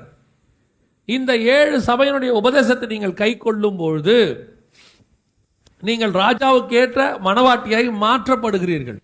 இந்த 7 சபைக்கும் 7 உபதேசம். ரோமரில் ரட்சிப்பில் ஆரம்பிக்கும், தெசலோனிக்கேயரில் வருகையில் முடியும். இந்த 7 உபதேசத்தையும் நீங்கள் கை கொள்ளும் போது ராஜாவுக்கு ஏற்ற மணவாட்டியாய் நீங்கள் மாற்றப்படுவீர்கள். எஸ்தரை கொண்டு போய் நேராக ஒப்படைக்கல. எஸ்தரை கொண்டு போய் ஏகா கையில் ஒப்படைக்கிறாங்க. ஏகா என்றால் பரிசுத்த ஆவியானவர். பரிசுத்த ஆவியானவர் 7 சபையின் கையில் ஒப்படைத்து உபதேசத்தின் கையிலே உங்களை சுத்திகரிக்கிறார். அங்க வசனம் சொல்றது, எஸ்தர் சுத்திகரிக்கப்பட்டாள். உங்களை எண்ணி கர்த்தர் சுத்திகரிக்கிறார். சுத்திகரிச்சு சுத்திகரிச்சு சுத்திகரிச்சு ஒரு நாள் வரும், ராஜா கூப்பிடுவார். கூப்பிடும் போது, அழைக்கும் போது எஸ்தர் ராஜாவின் இடத்துல பிரவேசிப்பாள். அதுக்கு தான் நீங்க சபைக்குள்ள உட்கார்ந்துருக்கிறீங்க. இங்கே நீங்கள் ராஜாவுக்கு ஏற்ற மாதிரி சுத்திகரிக்கப்படுவீர்கள். இங்கே வேற எதுக்கும் நீங்க வரல. சபை வேற ஸ்தலம் கிடையாது. சபை ராஜாவுக்கு ஏற்ற ராஜகுமாரத்தியாய் உங்களை மாற்றுகிற இடம்தான் திருச்சபை. அதுக்கு தான் கர்த்தர் வச்சிருக்கிறார். அப்போ நீங்கள் சபைக்கு என்ன நோக்கத்துக்கு வரணும்? நான் ராஜாவுக்கு ஏற்ற மாதிரி மாறணுங்கிற நோக்கத்துக்கு வரணும். அப்படி ரெடியாகிறவங்க தான் ராஜாவுக்காக வா என்று காத்திருப்பாங்க. எஸ்தர் சொல்றா, இன்னும் நான் அழைக்கப்படவில்லை, அழைக்கப்படும் போது நான் ரெடியாக இருக்கிறேன், எப்போ கூப்பிட்டாலும் நான் ராஜாவிட்டே போவேன். மொர்தெகாய் கிட்ட சொல்லும் போது சொல்றேன், நான் இன்னும் அழைக்கப்படவில்லை, ஆனால் கூப்பிட்டா நான் உள்ள போயிடுவேன். எப்பேற்பட்ட ஆசீர்வாதம் பாருங்க. இதுதான் கர்த்தர் உங்களுக்கு எனக்கு நியமிச்சு வச்சது. இன்னைக்கு சபை எந்த கவலையும் கிடையாது, படுத்து கிடக்கு. இஸ்ரவேல் சபை மாதிரி மாறி போச்சு. சபை ஏங்க சபைக்கு வரீங்க? என் பொண்ணுக்கு பையனுக்கும் கல்யாணம் ஆகணும், அதனால இங்கே வரேன். ஏங்க சபைக்கு வரீங்க? இல்லை அங்கே போனால் தான் ஆசீர்வாதம்னு சொன்னாங்க, அதுக்காக சபைக்கு வந்து. ஏங்க சபைக்கு வந்தீங்க? இல்லைங்க கடைசியாக கல்றைக்கு இடம் வேணும் இல்லையா, இங்கே வந்தால் தானே கல்றைக்கு இடம் கிடைக்கும். இது கல்யாணம் பண்ணி வைக்கிற இடமும் கிடையாது, கல்றைக்கு இடம் கொடுக்குற இடமும் கிடையாது. அதெல்லாம் தானாக நடக்கும் இங்கே வந்தா. ஆனால் நீங்கள் வந்தது ராஜாவுக்கு ஏற்ற மணவாட்டியாய் மாறுவதற்கு. அதுக்கு தான் நீங்க வந்திருக்கிறீங்க சபைக்கு. இன்னைக்கு கடைசி காலத்தில் சபையோடைய நோக்கமே மாறிடுச்சு, சபையோடைய விஷனே மாறிடுச்சு. சபை நடத்துகிற நிறைய பேருக்கு விஷன் மாறிடுச்சு. உங்க விஷன் என்ன? ஊருக்கு வெளியே 10 ஏக்கர் வாங்குறது. இது எப்போ விஷனாக மாறுச்சு? இது எப்போ விஷனாக மாறுச்சு? ஒரு சபையில் போய் செய்தி கொடுக்குறோம். செய்தி கொடுத்த முடித்த பிறகு அந்த ஊழியக்காரர் வந்து, பாஸ்டர் இயேசு வரப்போறாருங்கிறது நல்ல தெளிவாக தெரிஞ்சிருச்சு பாஸ்டர். ஆமாம், நீங்கள் எனக்காக ஒரு ஜெபம் பண்ணுவீங்களான்னு நானும் நினச்சேன். இந்த வருகையில் நானும் எப்படியாவது வந்துடணும்னு அவர் கேட்டு பிரயாசப்பட்டு ஜெபம் பண்ணுறாரு போல. சரி ஜெபம் பண்ணுவோம், என்னத்துக்காகன்னு கேட்டேன். அப்போ அவர் சொன்னார், எப்படியாவது வருகைக்குள்ள நான் ஒரு இனோவா கார் வாங்கிடணும்னார். மொத்த செய்தியும் வீணா போச்சுன்னு நினைச்சேன். 1.5 மணி நேரம் செய்தி வீணா போச்சு. இன்னைக்கு சபையோடைய நோக்கம் என்ன? எதுக்காக சபை கொண்டு வரப்பட்டது? சபைக்கு நீங்க ஏன் கொண்டு வரப்பட்டீங்க? இன்னைக்கு சபை படுத்துருச்சு, படுத்து ஜாலியா பேசிட்டு இருக்கு. அதுக்கு ஏற்ற மாதிரி கடைசி காலத்தில் ஊழியக்காரனும் வந்துட்டான். அவனும் அப்படிதான் உங்களுக்கு சொல்லி கொடுக்குறான். ஆண்டவர்கிட்ட வீட்டை கேளு, ஆண்டவர்கிட்ட காரை கேளு, ஆண்டவர்கிட்ட வந்துட்டு லேண்டு கேளு, ஆண்டவர்கிட்ட அதை கேளு. நான் சொல்றேன், எதையும் கேட்காத, ஆண்டவரையே கேளு. அதுதான் ரொம்ப முக்கியம். அவரையே கேளுங்க. அவரையே தந்தவர் மற்ற எல்லாவற்றையும் அருளாதிருப்பது எப்படின்னு வசனம் இருக்கு. ஏசுநாதரே வந்துட்டாருன்னா மிச்சம் எல்லாம் தானா வந்துடும். அது எதுக்கு ஒன்னொன்னா கேட்கணும்? அவ்வளவுதான், முடிஞ்சு போச்சு. இன்னைக்கு ஏசுநாதரை கேட்க சொல்லி கொடுக்க மாட்டேங்கிறான். எஸ்தர் கூட நிறைய பெண்கள் செலக்ட் பண்ணப்பட்டாங்க ராஜாவுக்கு. அத்தனை பேர் ராஜகுமாரத்தி ஆகல, எஸ்தர் மட்டும்தான் ஆனாங்க. ஆனால் மற்றவங்களுக்கும் எஸ்தருக்கும் என்ன வித்தியாசம்னா, அத்தனை பேரும் என்ன கேட்டார்களோ அது கிடைத்தது, எல்லாம் கேட்டு வாங்கிட்டாங்க. ஆனால் எஸ்தரோ வென்றால், ஏகா எனக்கு என்ன கொடுத்தானோ அதை மாத்திரம் பெற்றுக்கொண்டால் வேற ஒன்றையும் கேட்கவில்லைன்னு இருக்க வசனம். வேற ஒன்றையும் கேட்கல. நீங்க கொடுங்க ஆண்டவரை. ஏன்? என்னுடைய நோக்கம் ஏகா கிட்ட வாங்கிறது இல்ல. அப்படியா? ராஜா கிட்ட வாங்குறதா? இப்ப ராஜா கூப்பிட்டு கேட்கிறாரு, எஸ்தர் ராஜகுமாரத்தியே, உனக்கு என்ன வேண்டும் கேள். தேசத்தில் பாதியை கேட்டாலும் நான் உனக்கு. தேசத்துல பாதினா என்ன அர்த்தம்? நாட்டில் பாதியா? இல்ல. தேசத்துல பாதினா என்ன தெரியுமா? அந்த நாடா, அந்த ராஜா 127 நாட்டை ஆண்டுகிட்டு இருக்கிறாரு. எஸ்தர் 1:1 சொல்லுது, 127 நாடுகளை அரசாண்ட அகாஸ்வேரு நாட்களில் நடைபெற்றது. அந்த ராஜாவுக்கு கீழே எவ்வளவு இருக்குது? 127 நாடு. இப்ப எஸ்தர் கிட்ட சொல்றாரு, எஸ்தரே ராஜகுமாரத்தியே, உனக்கு என்ன வேண்டும் கேள். நீ என்ன செய்யற? தேசத்தில் பாதியை கேட்டாலும் நான் உனக்கு தருகிறேன். அப்படின்னா என்ன அர்த்தம் தெரியுமா? ஏறக்குறைய 64 நாடு. 64 நாடு வேணுமா ராஜகுமாரத்தி? கேள், நான் தரேன்றான். முதல்ல எஸ்தர் எல்லாரும் கேட்டாங்க. அந்த வசனம் ரொம்ப அழகா இருக்கும். எஸ்தர்ல எல்லாரும் என்ன கேட்டார்களோ அது கிடைத்தது. எஸ்தரோ வென்றால், வசனம் சொல்லுது, எஸ்தரோ வென்றால் வேற ஒன்றையும் கேட்கவில்லை அப்படின்னு இருக்கு. அந்த வசனம் வாசிங்க பார்ப்போம்.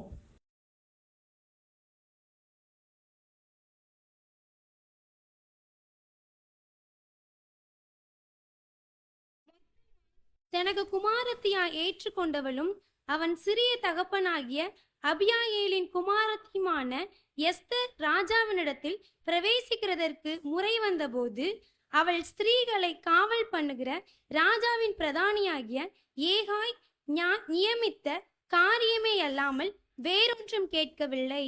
எஸ்தருக்கு தன்னை காண்கிற எல்லா கண்களிலும் தயை கிடைத்தது. ஏகாய் நியமித்த காரியமே அல்லாமல், 2:15 இருக்கு. ஏகாய் நியமித்த காரியமே அல்லாமல் வேற ஒன்றையும் கேட்கவில்லை. ஆனா 13வது வசனம் சொல்லுது பாருங்க, என்ன சொல்லுது? இப்படி ஜோடிக்கப்பட்ட பெண் ராஜாவினிடத்தில் பிரவேசிப்பால், கன்னிமாடத்திலிருந்து தன்னோடு கூட ராஜா அரண்மனைக்கு போக அவள் தனக்கு வேண்டும் என்று கேட்பவை எல்லாம் அவளுக்கு கொடுக்கப்படும். எஸ்தரோ வென்றால் ஏகா நியமித்த காரியத்தை தவிர வேற ஒன்றையும் கேட்கவில்லை. எப்படி இருக்குது பாருங்க, வேற ஒன்றையும் கேட்கல. எஸ்தருடைய எண்ணம் என்ன தெரியுமா? என்னுடைய நோக்கம் ஏகா கொடுக்கறத வாங்கிறது இல்லை.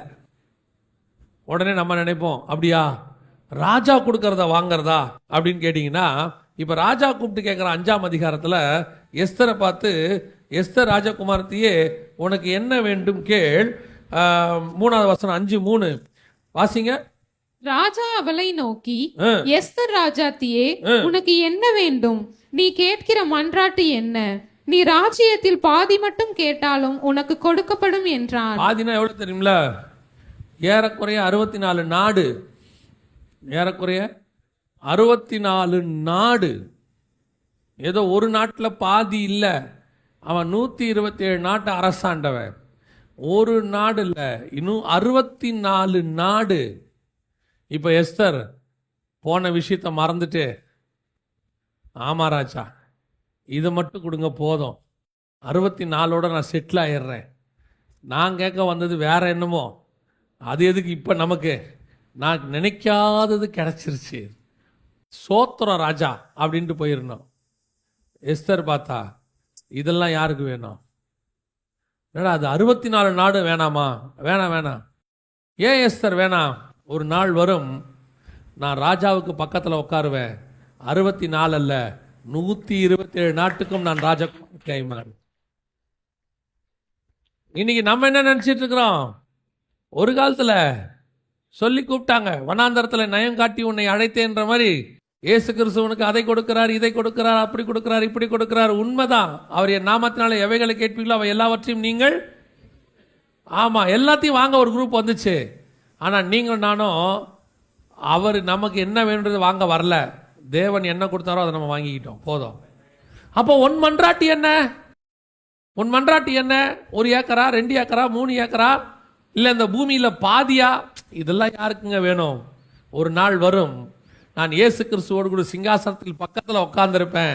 அன்னைக்கு வானத்துக்கும் பூமிக்கும் தேவனானவர் எனக்கு மணவாளனாய் என் பக்கத்தில் உட்கார்ந்துருப்பார். அவருக்குரியது எல்லாம் எனக்குரியதாய் மாறும். எவ்வளோ பெரிய ஆசீர்வாதத்தை கர்த்தர் எனக்கு வச்சிருக்கிறாரு. இன்னைக்கு சபை அதை புரிஞ்சிக்காம இங்கே கிடைக்கிற ஒரு அற்ப 600 square feet, 2000 square feet, 1/2 acre, 1 acre, இதுக்கு அடிச்சுக்கிறான், இதுக்கு பிடிச்சிக்கிறான், இதுதான் வாழ்நாளெல்லாம் ஜபம், இதுக்காக ஏமாத்துறான், இதுக்கு பொய் சொல்றான், இதுக்கு வழக்கு போடுறான். கிறிஸ்தவனை பத்தி பேசுறேன், ஆவிக்குரியவனை பத்தி பேசுறேன். நான் உங்களுக்கு சொல்லுகிறேன், இதையெல்லாம் கொஞ்சம் ஓரமா தள்ளி அப்படி வைங்க. இந்த பூமியில உங்களுக்கு என்ன வேணுமோ அது ஏகா பரிசுத்த ஆவியானவர் உனக்கு கொண்டு வந்து தருவார். அது மேல கண்ணையே வைக்காதீங்க. இது அல்ல என் நோக்கம், 64 நாடும் அல்ல. என் நோக்கம் பரலோகத்தில் என் தேவன் பக்கத்தில் உட்காருவது. அதுதான் என்னுடைய திட்டம், அதான் என் ஆசை, அதான் என் வாஞ்ச. அவ்வளவுதான், போயிட்டே இருங்க சொல்றேன். இன்னைக்கு சபை படுத்துருச்சு, சபைக்கு இன்னைக்கு நோக்கமே மாறிடுச்சு, சபையோடைய விஷன் மாறிடுச்சு. உன் விஷனை மாத்துறதுக்கு கடைசி காலத்துல உன் மாம்சத்துக்கு ஏத்த மாதிரி பிரசங்கம் பண்ற ஊழியக்காரனும் வந்துட்டான். அதை கேளு, இதை கேளு. ஆண்டவர் 2023 அதை கொடுப்பார், இதை கொடுப்பார். 2023 கொடுத்தவர், அதுல 365 நாளைக்கு உனக்கு என்ன தேவையோ எல்லாவற்றையும் தருவார். என் நோக்கம் கர்த்தரிடத்திலிருந்து வாங்குவதல்ல, என் நோக்கம் கர்த்தரையே என்னிடத்தில் வாங்குவது. நானே அவர் கூட இருக்கணும். அல்லேலூயா. இதுதான் மணவாட்டி சபையினுடைய குணாதிசயம். இன்னைக்கு கடைசி காலத்தில் எத்தனை சபை இப்படி இருக்குது யோசிச்சு பாருங்க. எத்தனை சபை இப்படி இருக்குது? எல்லாம் இயேசுகிட்ட ஏதாவது வாங்கறதுக்கு தான். உலகத்தில் நம்ம இருக்கிற வரைக்கும் நமக்கு தேவை இருக்குது, அதில் எந்த மாற்று கருத்தும் இல்லை. மாம்சம் இருக்கிற வரைக்கும் பசின்னு ஒன்று இருக்கும், மாம்சம் ஒன்று இருக்கிற வரைக்கும் தாகம்னு ஒன்று இருக்கும், மாம்சம் இருக்கிற வரைக்கும் தேவை, உடலுக்கு உடை தேவை என்பது ஒரு அவசியம் இருக்கும். மாம்சம் இருக்கிற வரைக்கும் சில அத்தியாவசிய பொருட்கள் நமக்கு தேவை. ஆனால் இது அல்ல என் தேவை. இதையெல்லாம் பரலோகம் பார்த்துக்கொள்ளும். என்னை அழைத்தவர் இதிலும் மேலானவர். அவர் சொல்றாரு, காட்டு புஷ்பங்களுக்கே உடுத்து வைக்கிறாரு, உன்னையா விட்டுற போறாரு? எல்லாத்துக்கும் ஆண்டவர் சொல்றாரு, குழிகளுக்கோ நரிகளுக்கோ குழிகள் உண்டு. மனுஷகுமாரனுக்கு தான் தலை சாய்க்க இடம் இல்லை. ஆனா மனுஷகுமாரனுக்கு வானமும் பூமியும் அவருடையது. நம்ம இதை போய் சின்ன சின்ன விஷயம், நீங்க எவ்வளோ பெரிய சர்ச்சை வேணா கட்டுங்க, நான் சொல்றேன், 100 கோடி ரூபா செலவு பண்ணி சர்ச்சை கட்டுங்க, 7 மாடி கட்டுங்க. கட்டி முடிச்ச பிறகு உன் ஆத்துமால திருப்தி வந்துடுச்சுன்னா நான் ஒத்துக்கிறேன், அதுதான் உண்மையிலேயே ஆசீர்வாதம்னு நான் சொல்லுவேன். உன் ஆத்மா திருப்தி படவே படாது. உன் ஆத்மா அதுக்கு மேலே தாகம் அடைஞ்சிக்கிட்டே போகும். ஏன்னா உன் ஆத்மா மண்ணோட ஒட்டிக்கிட்டு இருக்குது. எப்போ உன் ஆத்மா மான்கள் நீரோடைய வாஞ்சிக்கிறது போல தேவனை வாஞ்சிக்குதோ, அப்போ இந்த பூமியில் இருக்கிற எது மேலேயும் உனக்கு ஆசை வரவே வராது. எவ்வளோ பெரிய கோடீஸ்வரன், 1000 கோடி, 2000 கோடி, 4000 கோடி வச்சிருக்கான், திருப்தி அடைஞ்சிட்டானா? போதுங்கிற மனசு வந்துருச்சா? வராது. ஆனால் யோசிச்சு பாருங்க, நீ இயேசுவை உண்மையாய் தேடத் தொடங்கும் போது பாரமான யாவற்றையும் உதறி தள்ளிவிட்டு இது அல்ல என் தேவை என் தேவன் என்கிறதான எண்ணம் வந்து. இதுதான் மணவாட்டி சபையினுடைய குணாதிசயம். கடைசி காலத்துல எதெல்லாம் பவுல் லாபமான அனைத்தையும் நஷ்டம்னு சொன்னானோ, குப்பைன்னு சொன்னானோ, அந்த குப்பையெல்லாம் ஒரு குரூப் தூக்கிட்டு ஓடுது. அவன் குப்பைன்னு விட்டதை இப்போ ஒரு குப்பை என்ன செய்யுது? தூக்கிட்டு ஓடுது. அந்த குப்பைக்காக ஜெபம், அந்த குப்பைக்காக உபவாசம், அந்த குப்பைக்காக தான் பிரசங்கம். எங்க சபைக்கு வாங்க, அந்த குப்பையெல்லாம் உங்களுக்கு நல்லா கொடுப்பார் ஆண்டவர். எந்த குப்பை? அவன் எதெல்லாம் குப்பையும் நஷ்டம் என்று விட்டானோ அந்த குப்பை. அவனுக்கு நல்லா தெரியுது இதெல்லாம் குப்பை. எனக்கு ஒன்று தெரியும், அவரை அறிகிற அறிவின் மேன்மைக்காக இந்த குப்பையெல்லாம் விட்டுருவேன். அவரை அறிகிற அறிவின் மேன்மைன்னு இருக்கு, அது பரலோகத்துக்கே என்னை கூட்டிட்டு போயிடும், பரதேசிக்குள்ள என்னை கூட்டிட்டு போயிடும். அந்த மேன்மை தாங்க நமக்கு வேணும். இந்த பூமியில் எதையும் தரமாட்டேன் நீங்கள் சொல்கிறீங்களா? நான் சொல்லுவேன், பரலோகம் பார்த்து பார்த்து கொடுக்கும். பொல்லாதலாகிய நீங்கள் உங்கள் பிள்ளைகளுக்கு நல்ல ஈவுகளை கொடுக்கும்போது பரலோகத்தின் பிதா கொடுப்பது அதிக நிச்சயம் அல்லவா? கன்ஃபார்மாக பரலோகம் கொடுக்கும். பரலோகம் கை விடாது, இல்லைன்னு சொல்லாது. ஆனால் என்ன தேவையோ அதை கொடுக்கும். தேவை உனக்கு என்னங்கிறது தான் ரொம்ப முக்கியம். 5 ரூபா தேவைன்னா 5 ரூபா கொடுக்கும், 50 ரூபா தேவைன்னா 50 ரூபா கொடுக்கும், 5 கோடி ரூபாய் தேவைன்னா 5 கோடி ரூபாய் கொடுக்கும் பரலோகம். பரலோகத்துக்கு அதோடைய விலை முக்கியம் இல்லை, அதோடைய தேவை தான் முக்கியம். ஒரு நாள் 25 பேர் உட்கார சபை நமக்கு தேவைப்பட்டுச்சு, பரலோகம் கொடுத்துச்சு. இன்னைக்கு 250 பேர் தேவைப்படுற மாதிரி ஒரு சபை தேவை, பரலோகம் கொடுத்துருக்குது. ஒருவேளை நாளைக்கு 2500 பேர் உட்கார்ற மாதிரி சபை தேவையானால் பரலோகம் அதையும் கொடுக்கும். ஆனா என் விஷன் சபை அல்ல, என் விஷன் கர்த்தர். அதுல இருந்து நான் மாற மாட்டேன், அதுல இருந்து நான் வெளியே வரவே மாட்டேன். ஆனா பரலோகம் என்னை சுத்தி என்ன தேவையோ அதை கொடுத்துக்கிட்டே இருக்கும். அதுதான் ஹெவன்லி கிங்டம். இன்னைக்கு கடைசி காலத்துல உன்னுடைய ஃபோக்கஸை மாத்திட்டாங்க, உன் சிந்தனையை மாத்திட்டாங்க. அதனுடைய விளைவு சபை படுத்துருச்சு. சபை படுத்துட்டு சொல்லுது, எப்படி கதவை திறப்பேன், எப்படி நான் கால்களை கழுவேன்? உள்ள சவுண்ட் இருக்கு, சபைக்குள்ள என்ன இருக்குது? சவுண்ட் இருக்கு, ஆராதனை இருக்கு, எல்லாம் இருக்கு. ஆனா மணவாளன் வெளியே நிற்கிறார். நான் இப்படி சொன்ன உடனே ஒரு பத்திரிகையில் எழுதியிருக்கிறாங்க, எம்டி ஜெகன் கள்ள உபதேசம் பேசுறார், சபையில் கர்த்தர் இல்லை என்று சொல்லுகிறார். நான் வசனத்திலிருந்து வெளியவே சொல்லவே இல்லை. சபையில் கர்த்தர் இல்லைன்னு நான் வசனத்திலிருந்து வெளியே சொல்லலை. நான் புதிய ஏற்பாட்டிலையும் சொல்கிறேன், பழைய ஏற்பாட்டிலையும் சொல்கிறேன். நீங்கள் வேணால் வாசிங்க. ஆண்டவர் சபைக்கு உள்ளே இருக்கிறாரா வெளியே இருக்கிறாரா நீங்களே கண்டுபிடிச்சிக்கோங்க. எசேக்கியேல் தீர்க்கதரிசன புஸ்தகம் 8ஆம் அதிகாரம் 6வது வசனம் வாசிங்க. 8:6 வாசிங்க. எசேக்கியேல் மனுபுத்திரனே, செய்கிறதை காண்கிறாயா? ம். என் பரிசுத்த ஸ்தலத்தை விட்டு, நல்லா கவனிங்க, அந்த வசனம் என்ன சொல்லுது?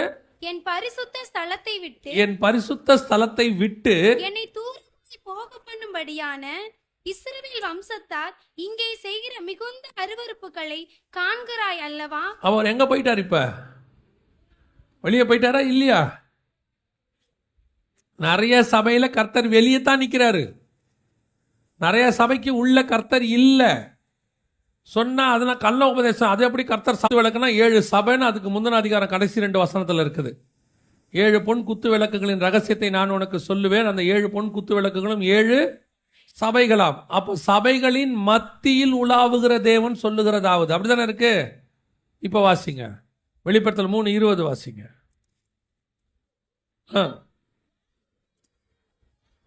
மத்தியில் இருந்தவர் எங்க போயிட்டாரு அப்படின்னா வாசப்படி எங்க இருக்குது? வெளியே இருக்குது. நடுவில் இருந்தவர் எங்க போயிட்டாரு? வெளியே போயிட்டாரு. புதிய ஏற்பாட்டிலையும் வெளியே போயிட்டாரு, பழைய ஏற்பாட்டிலையும் வெளியே போயிட்டாரு. அவன் ஆலயத்திலிருந்து வெளியே போயிட்டாரு, சபையிலிருந்து வெளியே போயிட்டாரு. இன்னைக்கு நிறைய சபையில கர்த்தர் உள்ள இல்ல, வெளியே நின்றுகிட்டு இருக்கிறாரு. உள்ள ஆனா என்ன இருக்கு? சவுண்ட் இருக்கு. படுத்தேன், கால்களை கழுவினேன், வஸ்திரத்தை கலைந்தேன், எப்படி உடுப்பேன், உள்ள எல்லா சவுண்டும் கேட்டுக்கிட்டே இருக்குது. ஆனா கர்த்தர் வெளியே நின்றுகிட்டு இருக்கிறார். இந்த ஆண்டவர் தான் இப்ப நம்ம கிட்ட என்ன எதிர்பார்க்கற தெரியுமா? மனவாட்டிக்கிட்ட ஒரு தடவை நான் வந்தேன், என்னை வெளியே நிற்க வச்சுட்டாங்க.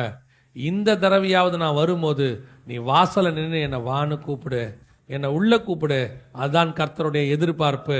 இஸ்ரவேலை பார்த்து நான் கூப்பிட்டேன், என்னிடத்துல வான்னு சொன்னேன், அவன் வரல. தாகமா இருக்கிறவன் இடத்துல வான்னு சொன்னேன், வரல. இப்ப நீ எனக்கு ஆண்டவர்கிட்ட ஒரு பெரிய ஆசை என்ன தெரியுங்களா? அதாவது நம்மகிட்ட என்னென்ன சுபாவம் இருக்குதோ அதுல நிறைய சுபாவம் நமக்கு கர்த்தரிடத்துல வந்தது. ஏன்னா அவர் சாயலாம் அவர் ரூபத்தின் மட்டும் படைக்கப்பட்டோம், அவர்கிட்ட இருந்து வந்தது. கொஞ்சம் சாயல் ஆதாம்கிட்ட இருந்து வந்தது. ஏன்னா சேர்த்து பிறக்கும் போது வசனம் சொல்லுது, ஆதாம் தன் சாயலாய் ஒரு குமாரனை பெற்றான். ஆதாம் படைக்கும் போது தேவ சாயல், இவன் பழத்தை சாப்பிட்டான். இப்போ ஆதாமுக்குள்ள என்ன வந்துருச்சு? மனுஷ சாயல். இப்ப நாம தேவனுக்குள்ள பிறந்துட்டோம். இப்ப நமக்குள்ள தேவனுடைய சாயல் வந்துகிட்டு இருக்குது. இப்ப நம்ம கிட்ட இருக்கிற நிறைய சுபாவம் தேவனுடைய சுபாவம். அதுல ஒரு சுபாவம் என்ன தெரியுமா?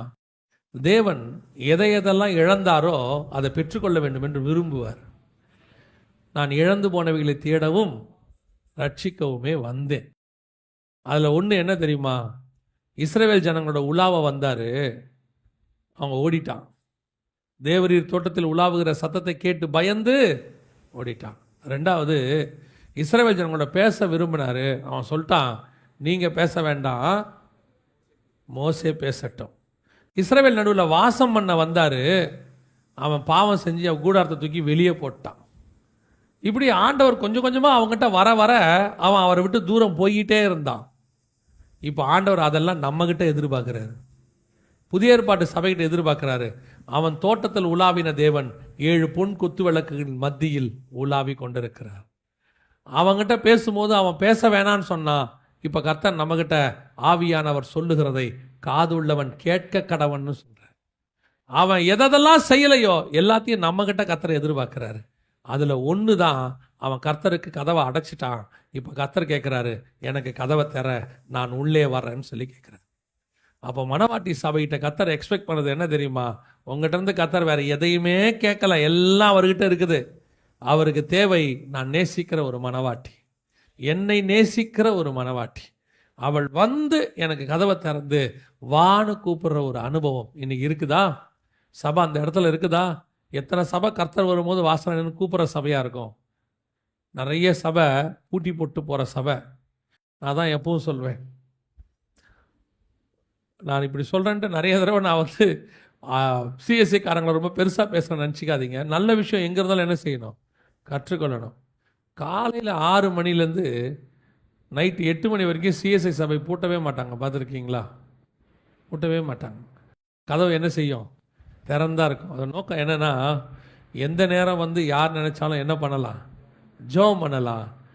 கர்த்தர் அதை விரும்புகிறாரு. யார் வந்தாலும் அந்த இடத்துல கர்த்தர் காத்துக்கிட்டு இருப்பார்.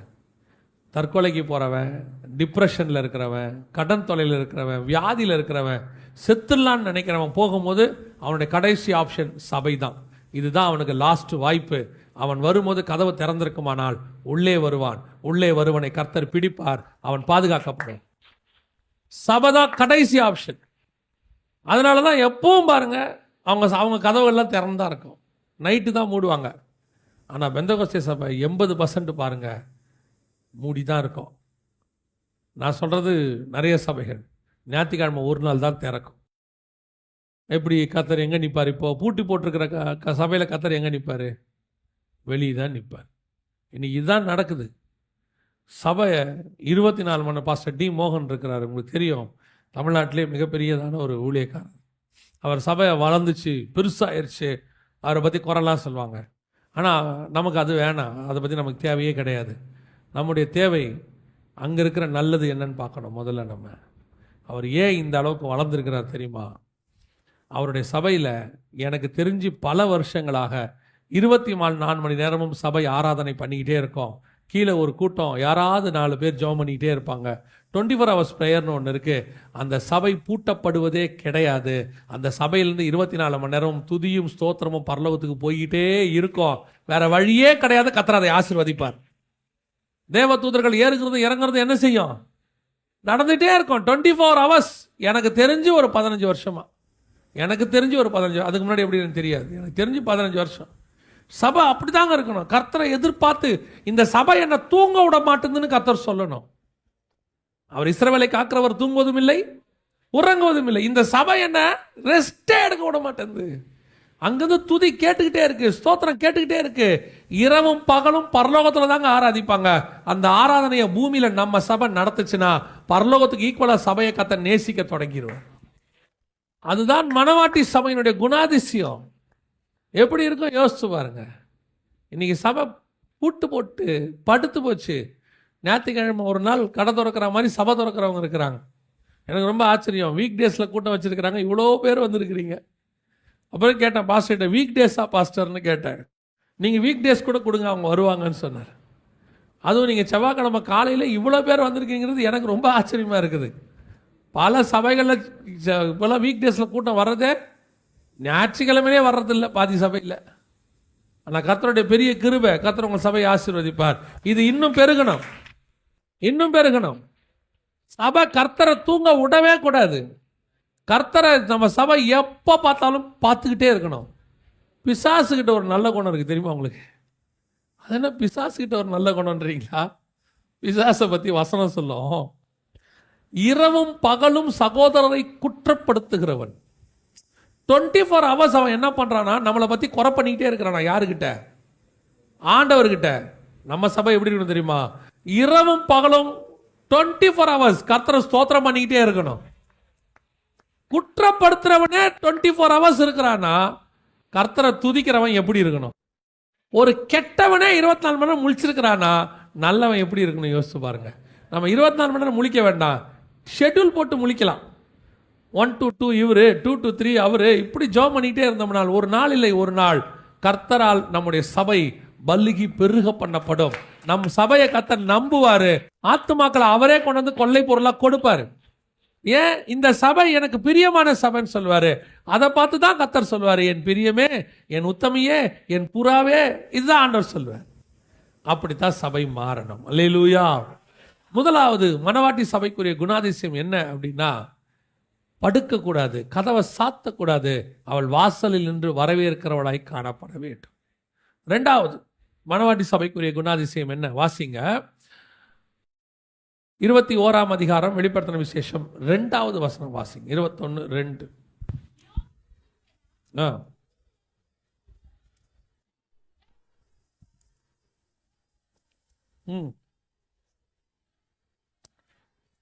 தன் புருஷனுக்காக அலங்கரிக்கப்பட்ட மணவாட்டியை போல ஆயத்தமாக்கப்பட்டிருந்தது. தன் புருஷனுக்காக அலங்கரிக்கப்பட்ட மணவாட்டியை போல ஆயத்தம்.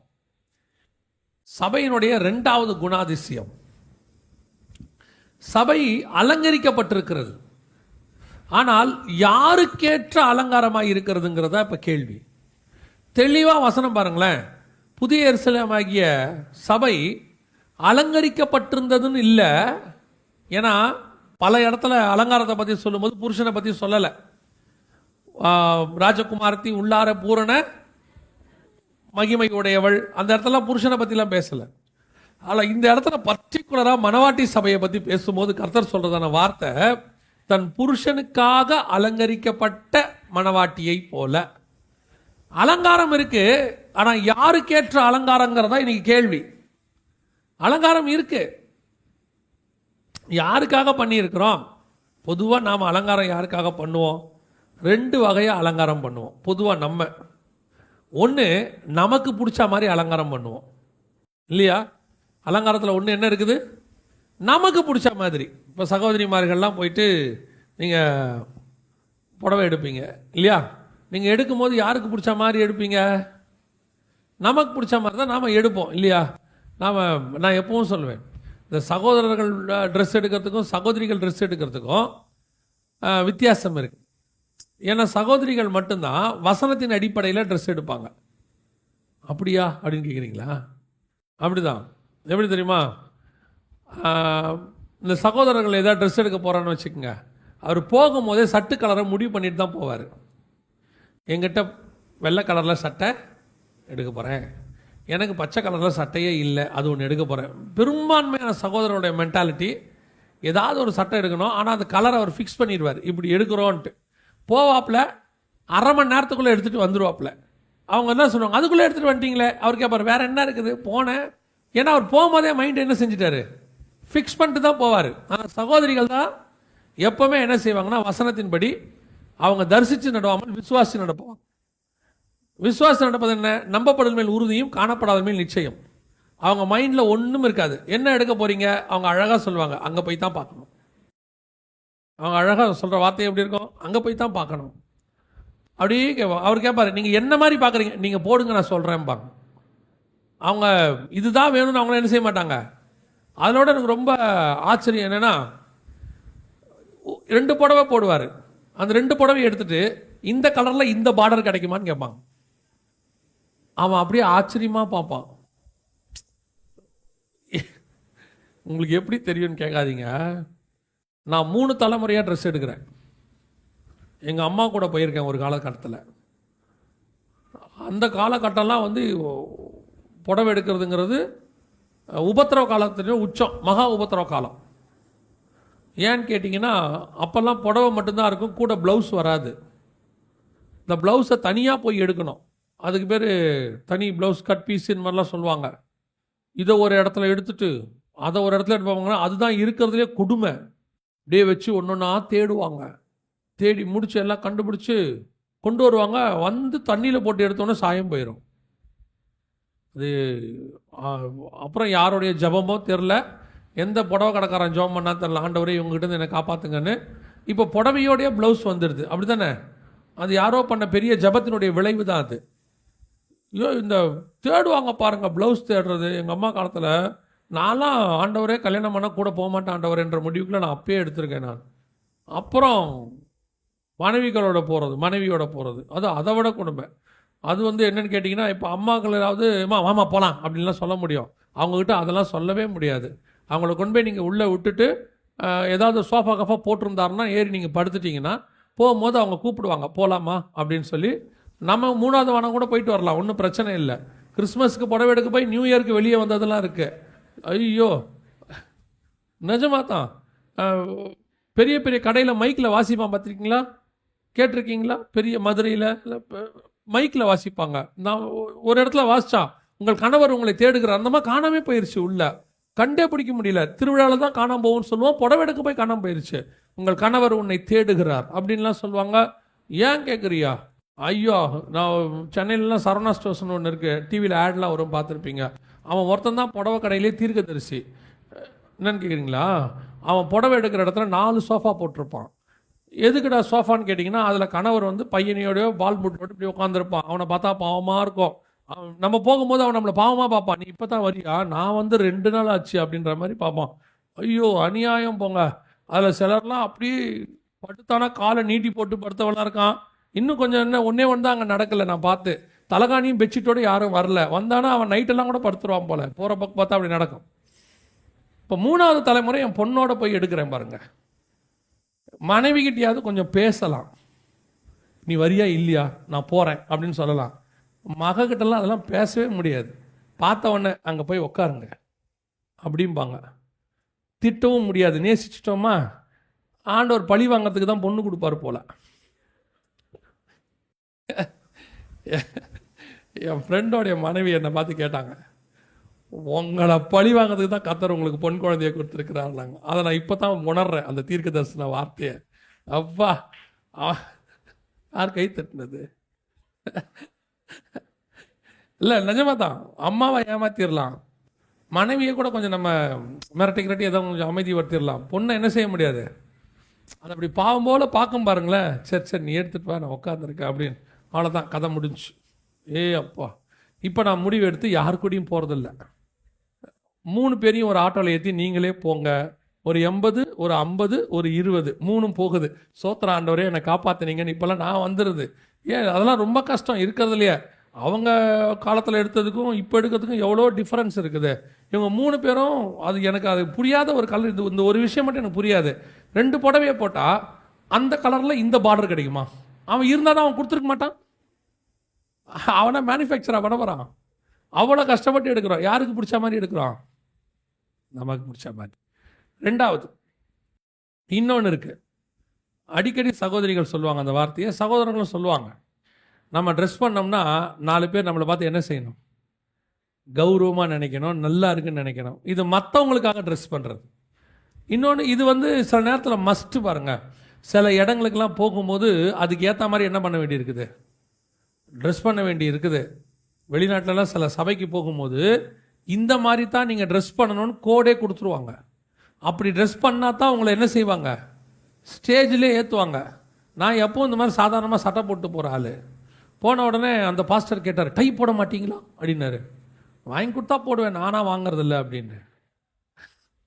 நம்மளை யாராவது கேட்டாங்கன்னா அப்படி தான் சொல்கிறது. ஒரு டிவிக்கு நான் ஷூட்டிங்க்கு போனேன். அவங்க மெசேஜ் கொடுக்க கூப்பிட்டாங்க. போனோடனே, பிரதர் கோட் போடுவீங்களா? நாங்கள் போடுவேன். போடுங்களேன், நாங்கள் வாங்கி கொடுங்களேன்னு சொன்னேன். நமக்கு என்ன, வாங்கி கொடுத்தா போட்டுக்க தான் போகிறோம். அப்புறம் அவர் உடனே அந்த பாஸ்டர் ஓடி போய் டையெல்லாம் கொண்டாந்து கட்டி, நீங்கள் எங்கள் சர்ச்சுக்கு வரும்போது டையோடு தான் வரணுன்னாரு. நாளைக்குமான 2 நாள் மீட்டிங் அது. நாளைக்கும்னாரு. சரின்னு சொல்லிட்டு மறுநாள் என்ன பண்ணேன் தெரியுமா, பைஜாமா ஜிப்பா போட்டு போயிட்டேன். காலரே இல்லாமல் ஒரு ரவுண்ட் காலரில் ஒரு ஜிப்பா இருக்கும்ல, இப்போ எப்படி டை கட்டுவீங்க? எதுக்கு சொல்கிறேன்னா, டை கட்டுறது தப்பு இல்லை, கட்டினா தான் பிரசங்கம் பண்ண விடுவேன்னா தப்பு இல்லையா? பிரசங்கம் டைக்கு இல்லை, கர்த்தருடைய வார்த்தைக்கு தான் இருக்கு. உங்கள் ட்ரெஸ் கோடை நான் பாராட்டுறேன், இல்லைன்னு சொல்ல. ஆனால் அது இல்லாட்டி மேலே ஏற்ற மாட்டேன்னு சொல்லக்கூடாது. ஒருத்தன் தெரியாமல் வந்துட்டான், என்ன பண்ண முடியும்? அதனால் நீங்கள் வந்து மேலே ஏற்றவே மாட்டேன்பீங்களா? நாளைக்கு நாங்கள் காலரே இல்லாமல் சட்டை போடுவோமே, அப்போ என்ன பண்ணுவீங்க? டை கட்ட சொல்லுவீங்களா? நீங்கள் இது மற்றவங்களுக்காக பண்ணுறது. இது இன்னைக்கு இந்த 2 வகையான சபை இருக்கிறது. ஒன்று, எனக்கு ஏற்ற மாதிரி சர்ச் இருக்கணும் அப்படின்னு ஒரு குரூப் இருக்குது. ஒரு குரூப் இருக்குது. சபை வந்து எப்படி இருக்கணும், அவங்களுக்கு ஏற்ற மாதிரி இருக்கணும், ஆராதனை அவங்களுக்கு ஏற்ற மாதிரி இருக்கணும், பாஸ்டர் அவங்களுக்கு ஏற்ற மாதிரி பிரசங்கம் பண்ணணும். ஏதாவது கொஞ்சம் பண்ண உடனே பாஸ்டர் ரொம்ப மோசம் அப்படின்றான். ஒரு சபைக்கு ஊழியத்துக்கு போயிருந்தோம். பாஸ்டர் என்ன பண்ணார், ஒரு விசுவாசிகிட்ட கூப்பிட்டு, ஐயாவுக்கு மதியம் நீங்கள் கொண்டு போய் சாப்பாடு வாங்கி கொடுங்க. அவர் கேட்டிருப்பார் போல். உடனே அவரை விட்டார். அவரும் காரில் கூட்டிகிட்டு போகிறார். போகும்போது அந்த விசுவாசி எங்கிட்ட சொல்கிறார், பாஸ்டர் எங்கள் பாஸ்டர் கொஞ்சம் அட்வைஸ் பண்ணுங்களேன் அப்படின்னு. உங்கள் பாஸ்டருக்கு நான் அட்வைஸ் பண்ணவா, என்ன விஷயம்னு கேட்டேன். அவர் சொன்னார், எங்கள் பேச்சை பாஸ்டர் கேட்கவே மாட்டுறாரு. யார் பேச்சை யார் கேட்கணும்? இப்போது இது என்ன, இது பேச்சை கேட்குறதுனா என்ன பிரசங்கம் எப்படி இருக்குது அப்படின்னு கேட்டால் ரொம்ப ஸ்ட்ராங்காக இருக்குது அவங்களுக்கு. அது அவங்களுக்கு பிடிக்கல. நிறைய பேர் என்ன நினைக்கிறான், நமக்கு ஏற்ற மாதிரி பிரசங்கம். ஒரு சிலர்லாம் ஆண்டவருக்கே கட்டளை போட்டு வரான் தெரியுமா, இன்று நீர் இப்படி பேச வேண்டும் ஆண்டவரே, நீங்கள் இன்னைக்கு என் பேரை சொல்லி கூப்பிடணும். கூப்பிடாட்டி என்ன பண்ணுவீங்க? அன்னைக்கு கூப்பிடல என்ன பண்ண போறீங்க? போகும்போது ஆண்டவர்கிட்ட சொல்லிட்டு போவீங்களா, என்ன மறந்துட்டீங்களா, நாளைக்கு உங்களுக்கு லாஸ்ட் சான்ஸ் கொடுக்குறேன் கூப்பிட்டு அப்படி சொல்லுவீங்களா? நானும் சகோதரரும் ஒரு ஊழியத்துக்கு போயிருந்தோம். சாட்சி நேரம்னு ஒன்று சொன்னாங்க. திடீர்னு நம்ம ஏஞ்சி வந்துச்சு. நானும் இவர் தான் உட்காந்துருக்கோம். அந்த அம்மா எழுந்துச்சு வந்தாங்க. வந்து நேராக வந்தாங்க. யாருக்கு இது பாருங்க, கையை நீட்டி, ஆண்டவரே உமக்கு 40 நாள் டைம் தரேன், சர்ச்சில் 40 நாள் டைம் தரேன், அதுக்குள்ளே நான் சொல்கிறபடி செஞ்சுருங்க, இல்லைன்னா அந்த சர்ச்சு பக்கமே வரமாட்டேன். யாருக்கு யார் டைம் கொடுக்கறது? இன்னைக்கு நிறைய பேர் இருக்கான். நமக்கு ஏற்ற மாதிரி சபை நடக்கணும், நமக்கு ஏற்ற மாதிரி ஊழியக்காரர் இருக்கணும், நமக்கு ஏற்ற மாதிரி ஆராதனை நடக்கணும். அவனுடைய பாவத்தை குற்றத்தை காரணம் எதையும் என்ன செய்யக்கூடாது, சொல்லக்கூடாது. எல்லாம் பாசிட்டிவாக பேசணும், மோட்டிவேஷனலாக பேசணும். இப்படி ஒரு குரூப் இருக்குது இப்போ. அதுதான் நல்ல பிரசங்கம். அவங்க என்ன சொல்கிறாங்க, விசுவாசியே ரொம்ப கஷ்டப்பட்டு தான் எங்கே வருது, சர்ச்சுக்கு வருது. வர்ற இடத்துல எதுக்கு சபை விசுவாசியை போய் நீ பரிசுத்தமாவு, விசுவாசமாக இரு, ஆண்டவர் வரப்போகிறாரு, உபத்திரவ காலம் வரப்போகுது, ஏன் இதெல்லாம் சொல்கிறீங்க? நல்லா என்ன செய்யுங்க, நல்லா மோட்டிவாக பேசி, நீ எப்படி இருந்தாலும் கர்த்தர் ஆசீர்வதிப்பார், கவலைப்படாத, நீ செய்யறதை செஞ்சுக்கிட்டே இரு, ஆண்டவர் கொடுக்கறத கொடுத்துக்கிட்டே இருப்பாரு, நீ உன் பிள்ளைகளை எப்படி தருதலையாக வேணா போங்க, ஆனால் நல்லா இருப்பீர்கள், டோன்ட் வரி. இப்படி சொல்கிறான். அதெல்லாம் சொல்ல முடியாது, அப்படிலாம் முடியாது. இப்படி இருந்தால் தான் பரலோகத்துக்கு போவோன்னு பைபிள் சொல்லுது. அப்படி இருந்தால் தான் போக முடியும். நீங்கள் வேணா உங்கள் பையன்கிட்ட சொல்லி பாருங்க, டே ஸ்கூலுக்கே போவாத, கட்டடி, எங்கே வேணா போ, நீ கவலைப்படாத, கர்த்தர் உன்னை பாஸ் ஆக்கிடுவார். ஆக்குவார். எப்படி ஆக்குவார்? பையனை மட்டும் சொல்லும் போது, படிடா, டைம் எடுத்து படி, நல்ல மார்க் எடுக்கணும், அவனை மட்டும் கண்டிக்கணும். ஆனால் சபை மட்டும் விசுவாசி என்ன செய்யக்கூடாது, கண்டிக்கக்கூடாது. ஒரு குரூப் இருக்கு, அவங்களுக்கு ஏற்ற மாதிரி நடக்கும். ஒருத்தர் வந்து என்கிட்ட சொன்னார், இந்த ஏரியாவில் இருக்கிற எல்லா சர்ச்சும் பார்த்துட்டேன் பிரதர், ஒரு சர்ச்சு கூட ஒழுங்கா இல்லைன்னார். நான் சொன்னேன், நீ இல்லை, 3 வருஷத்துக்கு 30 சர்ச்சுக்கு போகிறதுக்கு பதிலாக ஒரே சர்ச்சுக்கு நீ 3 வருஷம் உருப்பிட்டுருவ. ஒரு சர்ச்சா போகிறது. அங்கே பாஸ்டரு நல்லா தான் பிரசங்கம் பண்ணுறாரு, ஆனாலும் பாட்டு சரியில்லை. அப்புறம் அங்கே போகிறது, பாஸ்டர் நல்லா பாடுறாரு, ஆனால் என்ன சரியில்லை, பிரசங்கம் சரியில்லை. இந்த பாடலுக்கு இந்த பார்டர் கேட்குறது, இந்த கலருக்கு இந்த பார்டர். அவருக்கு பாட வர்றதை அவர் பாடுறாரு. நீ எதுக்கு போனாங்க? பாட்டை ரசிக்கவா போனோம்? மார்க் போடவா போனோம்? இல்லை கிட்டார் எப்படி வாசிக்கிறாங்கன்னு பார்க்கவா போனோம்? அங்கே போனது கர்த்தருடைய வார்த்தையை கேட்க போனோம். உனக்கு வேணா பாட்டை நீ யூடியூப்பில் போட்டோ சிடியில் போட்டோ கேட்டுக்க, ஆனால் வசனம் இங்கே தான் வரும், இங்கே தான் தேவன் பேசுவார். நீங்கள் உண்மை உள்ளவர்களாக இருந்தால் எந்த ஆராதனையிலையும் நீங்கள் உங்களை ஆவியில நிரப்பிக்கொள்ள முடியும். குரல் முக்கியம் இல்லை. பைபிளில் நல்ல குரல் வளத்தோடும் நல்ல இசையோடும் பாடுங்கள்னா சொல்லலை, நல்ல ஆவியோடும் உண்மையோடும் தான் பாடுங்கன்னு சொல்லியிருக்கு. இனி ஒரு குரூப் ஒர்ஷிப்புக்கு வேற சபைக்கு போகிறது, செய்திக்கு இன்னொரு இடத்துக்கு போகிறது, இப்படியே குறை பேசிக்கிட்டு இன்னொருத்தன் சொல்கிறான், அந்த சர்ச்சில் பாருங்கள் ஒருத்தர் கூட நல்லவர் இல்லைங்க, அந்த அவர் ஒரு மோசமானவர், அவர் வந்து அங்கே உட்காந்துருக்காரு. பின்ன சர்ச்சுக்கு யார் வருவா நீங்கள் நினைக்கிறீங்க? சபைக்கு யார் வருவா? பாவி தான் வருவான். மனம் திரும்பது கர்த்தர் எங்கே கூப்பிட்டு வந்திருக்காரு? சபை கூப்பிட்டு வந்திருக்காரு. நீங்கள் அவன் வரக்கூடாதுங்கிறீங்க. நீங்கள் இப்போ சொல்கிறது எப்படி இருக்கு தெரியுமா? நான் அந்த ஹாஸ்பிட்டலுக்கு போனேங்க, ஒரே நோயாளிகளாக இருக்கிறாங்க. பின்ன ஹாஸ்பிட்டலில் யார் இருப்பா? நோயாளி தான் இருப்பான். சுகமாகறது தானே வந்திருக்கிறான் அவன். இன்னைக்கு சில ஸ்கூலில் சொல்கிறான், ஏன் அவர் தான் அப்படி சொல்கிறாங்கன்னே தெரிய மாட்டேங்குது. உங்கள் பிள்ளை ஒழுங்காக படிக்க மாட்டேங்குது, நீங்கள் பேசாமல் உங்கள் வீட்டுக்கு கூப்பிட்டு போயிருங்க. யோ படிக்கலன்னு தானே என் ஸ்கூலுக்கு கூப்பிட்டு வந்தோம். அப்போ ஸ்கூலில் இருக்கிறவங்களாம் நல்லா படிக்கிற பிள்ளையாவே இருக்கணுமா? உனக்கு என்ன, நாங்கள் வீட்டில் படிக்க வச்சு டியூஷன் படிக்க வச்சு நல்லா ஆக்கி ஸ்கூலுக்கு அனுப்புனா நீங்கள் மார்க் வாங்கி நல்ல பேர் வாங்கிடுவீங்க. அப்படி ஒரு ஸ்கூலு. படிக்காதவன் தான் ஸ்கூலுக்கு வருவான், மக்கு தான் வரும். அவனை சரி பண்ணுறதுக்கு தான் ஸ்கூல் இருக்கு. ஒரு நோயாளி தான் ஹாஸ்பிட்டலுக்கு வருவான், அவனை சரி பண்ணுறதுக்கு தான் ஹாஸ்பிட்டல் இருக்கு. ஒரு பாவி சபைக்கு தான் வருவான், அவனை சரி பண்ணுறதுக்கு தான் சபை இருக்குது. இன்னைக்கு ஒரு குரூப் உட்காந்துக்கிட்டு சபைக்குள்ள அவர் இருக்கிறார், இவர் இருக்கிறார், இருப்பான், இங்கே தான் இருப்பான். அவன் இங்கே இருந்து சரியாகிறதுக்கு கர்த்தர் வச்சிருக்கிறாரு. கர்த்தர் சரி பண்ணாமல் வரவெல்லாம் பரிசுத்தவனா இருக்கணும்னா சபைக்குள்ள ஒருத்தனும் இருக்க முடியாது. 12 வருஷம் ஒரு சபையில் ஒரு ஊழியக்காரர்கிட்ட போய் உட்காந்து வந்துருக்கிறேன். நான் எவ்வளோ பெரிய பாவின்னு எனக்கு தெரியும். அந்த மனுஷனுடைய பிரசங்கம் ஆண்டவர் அவர் மூலமாய் கொஞ்சம் கொஞ்சமாக மாற்றி மாற்றி மாற்றி அந்த 12 வருஷமும் அவர் பொறுமையாக மாற்றினதுடைய விளைவு இன்னைக்கு ஒரு ஊழியக்காரனை கர்த்தர் கொண்டு வந்து நிற்க வச்சிருக்கு. இன்னைக்கு நம்ம என்ன நினைக்கிறோம்? வரும்போது சபை அப்படி இருக்கணும் இப்படி இருக்கணும். இருக்காதுங்க. நீங்கள் நினைக்கிற மாதிரி சபை இருக்காது, இருக்கவும் கூடாது.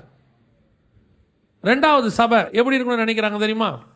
4 பேர் பார்த்தா எங்கள் சபையை கௌரவமாக நினைக்கிறோம். சபை எப்படி இருக்கணும்? எல்லாருக்கும் பிடிக்கிற மாதிரி இருக்கணும். சபையுடைய அலங்காரம் எப்படி இருக்கணும்? யாராவது பார்த்து சொல்லணும். சிலருக்கெல்லாம் அந்த பெரிய சபையுடைய பேர் சொல்றதுலயே ஒரு பெருமை இருக்குது. ஆக்சுவலாக நாங்கள்லாம் அந்த சர்ச்சு மெம்பர். என்ன இருக்கு இதில் என்ன பெருமை இருக்கு? இந்த அலங்காரத்தில் என்ன ஒரு பெருமை இருக்குது? எங்கள் சர்ச்சுக்கு நீங்கள் வந்து பாருங்களேன். சரி, உங்கள் சர்ச்சுக்கு வரோம், பெருசாக இருக்கும், சீட்டெல்லாம் சூப்பராக போட்டிருப்பாங்க, ஃபுல் ஏசி, ஸ்பீக்கர்லாம் ரொம்ப நல்லா இருக்கும். இது சாட்சியா? என் சர்ச்சுக்கு வா, ஆவிக்குரிய வார்த்தைகளில் எங்கள் சபை மாதிரி எங்கேயும் உனக்கு கிடைக்காதுன்னு கூப்பிட்றான் பார், அதுதான் சாட்சி. என் சபைக்கு வாங்க, கர்த்தர் உன்னோடு கூட பேசுவார், ஆவியானவர் அங்கே அசைவாடுறாரு, அதான் சாட்சி. ஒரு பிள்ளைய வந்து சபையை விட்டு போயிருச்சு, ஒரு வாலிப பிள்ளை. அப்போ ஒரு ஊழியக்காரர் வந்து கேட்குறாரு, இந்த பிள்ளை உங்கள் வீட்டுக்கிட்ட இருக்கிற பிள்ளை போயிருச்சுமா, கொஞ்சம் ஏன்னு கேளுங்க பிரதர்னாரு. அப்புறம் அந்த பிள்ளையை கூப்பிட்டு கேட்டேன், ஏம்மா சர்ச்சுக்கு போகிறத விட்டுட்டியா? இப்போ எங்கே போகிறேன்னு. ஆனால் நான் வேற ஒரு சர்ச்சுக்கு போகிறேன் இப்போ. அப்படியா, நல்ல விஷயம். ஏன் இப்போ இதை விட்டுட்டு அங்கே போனேன்னு கேட்டேன். அப்போ இந்த பிள்ளை சொல்லுச்சு, அண்ணே நான் பழையசு முன்னாடி போனேன், அந்த பாஸ்டரு நின்றுக்கிட்டே பிரசங்கம் பண்ணுறாருண்ணே. எனக்கே இப்போ சந்தேகமாகி போச்சு, பிரசங்கம் எப்படி பண்ணணும்? நின்றுக்கிட்டு தானே பண்ணணும், நம்மளாம் நின்று தானே பண்ணுறோம். இப்போ நான் கேட்டேன், என்னம்மா சொல்ல வர, நின்றுக்கிட்டு நான் எப்படி? என்ன இல்லைண்ணே, அவர் இப்படியும் போக மாட்டார் அப்படியும் போட மாட்டார், இப்படி நின்றுக்கிட்டே பேசுகிறாரு, ஒரு மாதிரி போர் அடிக்குதுண்ணே. இப்போ போயிருக்க பிரசங்கர் என்னம்மா பண்ணுறாருன்னு கேட்டேன். ஸ்டேஜில் இந்த பக்கம் ஓடுறாரு, இந்த பக்கம் ஓடுறாரு, துள்ளுறாரு, குதிக்கிறாரு. பார்க்கும் போதே நமக்கு எப்படி இருக்குது? எனக்கு இப்போ அப்பத்துலேருந்து எனக்குமே ஒரு சந்தேகம், நம்மளும் துள்ளலாமா, நம்ம நின்றுக்கிட்டே பேசுகிறோமே, இது வந்து சரி வருமா? சபைக்கு நீ துள்றதை பார்க்க போனியா, செய்தி கேட்க போனியா? நாங்களாவது பரவாயில்ல நின்றுக்கிட்டு பேசுகிறோம், கொஞ்சம் பேர் இந்த மைக் எடுத்துகிட்டு இப்படி நடந்துக்கிட்டு பேசுகிறாங்க. ஏசுநாதர் உக்காந்துக்கிட்டு பேசுவார். யோசித்து பாருங்க, நானாவது இப்படி இப்படி ஆடுறோம்ல, அவர் அப்படியும் ஆட மாட்டார். ஏறி மலையின் மேல் உட்கார்ந்தார்னு இருக்கோம். உக்காந்துக்கிட்டே 3 மணி நாள் பேசுகிறாரு, காலிலேருந்து சாயங்காலம் வரைக்கும் பேசுகிறாரு. படகில் ஏறி உட்கார்ந்தார்னு இருக்கும் லூக்கா 5. உக்காந்துக்கிட்டு பேசுகிறாரு. இப்போ இருக்கிறவங்களுக்கெல்லாம் துள்ளிக்கிட்டு பேசணுமா, குதிச்சுக்கிட்டு பேசணுமா, ஊனு கத்தணுமா, ஆணு கத்தணுமா, விசில் அடிக்கணுமா, ஏதாவது ஒன்று செஞ்சு சர்ச்சை எப்படி இருக்கணுமா, அப்படியே ஆக்டிவாக இருக்கணுமா? நான் சொல்கிறேன், வசனம் ஆக்டிவாக இருந்துச்சுன்னா வேற எதுவுமே சபையில் தேவையில்லை. 3 நாள் சாப்பாடு தண்ணி இல்லாமல் ஜனங்க உட்காந்து வசனத்தை கேட்பான் வனாந்தரத்தில். காலையிலேருந்து சாயங்காலம் வரைக்கும் சாப்பிடாம ஜனங்க உட்காந்து வசனம் கேட்பான். பேசுறது ஆவியானவராக இருக்கணும், அவ்வளோதான். இன்னைக்கு சபை எதுக்கோ ஆல்டர்னேட், எதுக்கோ ஆல்டர்னேட்டு, அப்படியே எல்இடி ஸ்க்ரீன் அப்படி போட்டு, நான் இதெல்லாம் குற்றமாக சொல்ல, தப்பாக எடுத்துக்காதீங்க. இது எல்லாம் 2வது, ஆவியானவர் தான் ஃபர்ஸ்ட். ஆவியானவர் இல்லாமல் இது எவ்வளவு அலங்காரம் பண்ணாலும், சினிமா தியேட்டர் மாதிரி இருக்கு சர்ச்சு, கோடி கணக்கில் செலவு, எல்லாம் பண்றான். கர்த்தர் இல்லை, கர்த்தரை வச்சுக்கிட்டு இதை பண்ணுங்க, தப்பு கிடையாது. ஆனால் நான் சொல்லுவேன், கர்த்தரை வச்சுக்கிட்டா இதெல்லாம் நமக்கு தேவையே படாது. புரியுதா உங்களுக்கு? நல்ல நல்ல ஸ்பீக்கர், கடைசி வரைக்கும் கேட்கறதுக்கு, தெளிவாக கேட்கறதுக்கு நல்ல குவாலிட்டி ஸ்பீக்கர், நல்ல ஒரு மைக், தேவையான அளவுக்கு இந்த மாதிரி இன்ஃப்ராஸ்ட்ரக்சர் போதும். இதெல்லாம் இல்லாததுனால, ஆவிக்குரிய வாழ்க்கை இல்லாததுனால இவங்களை அட்ராக்ட் பண்ணுறதுக்கு ஃபாதர்ஸ் டே, மதர்ஸ் டே, நடுவில் ஒரு டான்ஸு, அப்புறம் கிறிஸ்மஸ் ஸ்பெஷல், என்னது பாஸ்டரும் பாஸ்டமாவும் ஆடுவாங்களாம். பாருங்க, நமக்கெல்லாம் அது கொடுத்தே வைக்காது. நம்ம வாழ்க்கையில் அப்படி பார்க்கவே முடியாது, சான்ஸே இல்லை. இல்லை, அவங்க போட்டிருக்காங்க, இன்று கிறிஸ்மஸ் ஸ்பெஷல், போதகர் அம்மாவுடைய விசேஷித்த நடனம். விளங்கும். யோசிச்சு பாருங்க, ஏன் இதெல்லாம் பண்றான்? இதெல்லாம் பண்றதுக்கு காரணம் என்ன? ஆவியானவர் இல்லை. ஆவியானவர் வசனம் பேச ஆரம்பிச்சாருன்னா 2 மணி நேரம் பத்தாது, ஆராதனையில் எல்லாத்தையும் கட் பண்ணிட்டு வசனத்துக்கு உட்காந்துருப்பான். ஆவியானவர் இல்லாததுனால வசனத்தை கட் பண்ணிட்டு இதோட உட்காந்துருக்கான். சபை, நல்ல கவனிங்க, சபை உங்களுக்கு ஏற்ற மாதிரியும் இருக்காது, சபை வரவங்களுக்கு ஏற்ற மாதிரியும் இருக்காது. சபை மணவாளனுக்கு ஏற்ற மாதிரி தான் இருக்கும். மணவாளனுக்கு அலங்காரம் பண்ணப்பட்ட மணவாட்டி தான் சர்ச். நீங்க அதுக்கு தானே சபை. கர்த்தர் என்ன சொல்றாரோ அதான் பாட்டு, கர்த்தர் என்ன சொல்றாரோ அதான் வசனம். கர்த்தர் எப்படி சபையை நடத்த சொல்றாரோ அப்படித்தான் நடத்த முடியும். ஒவ்வொருத்தருக்கு ஏற்ற மாதிரி நடத்த முடியாது. விசுவாசியும் சரி, அப்படி எதிர்பார்க்க கூடாது. எனக்கு ஏற்ற மாதிரி பாஸ்டர் இருக்கணும், எனக்கு ஏற்ற மாதிரி பாஸ்டர்மா இருக்கணும், எனக்கு ஏற்ற மாதிரி ஆராதனை நடக்கும், அப்படிலாம் நடக்காது. இங்கே ஆவியானவர் பேசுவார்.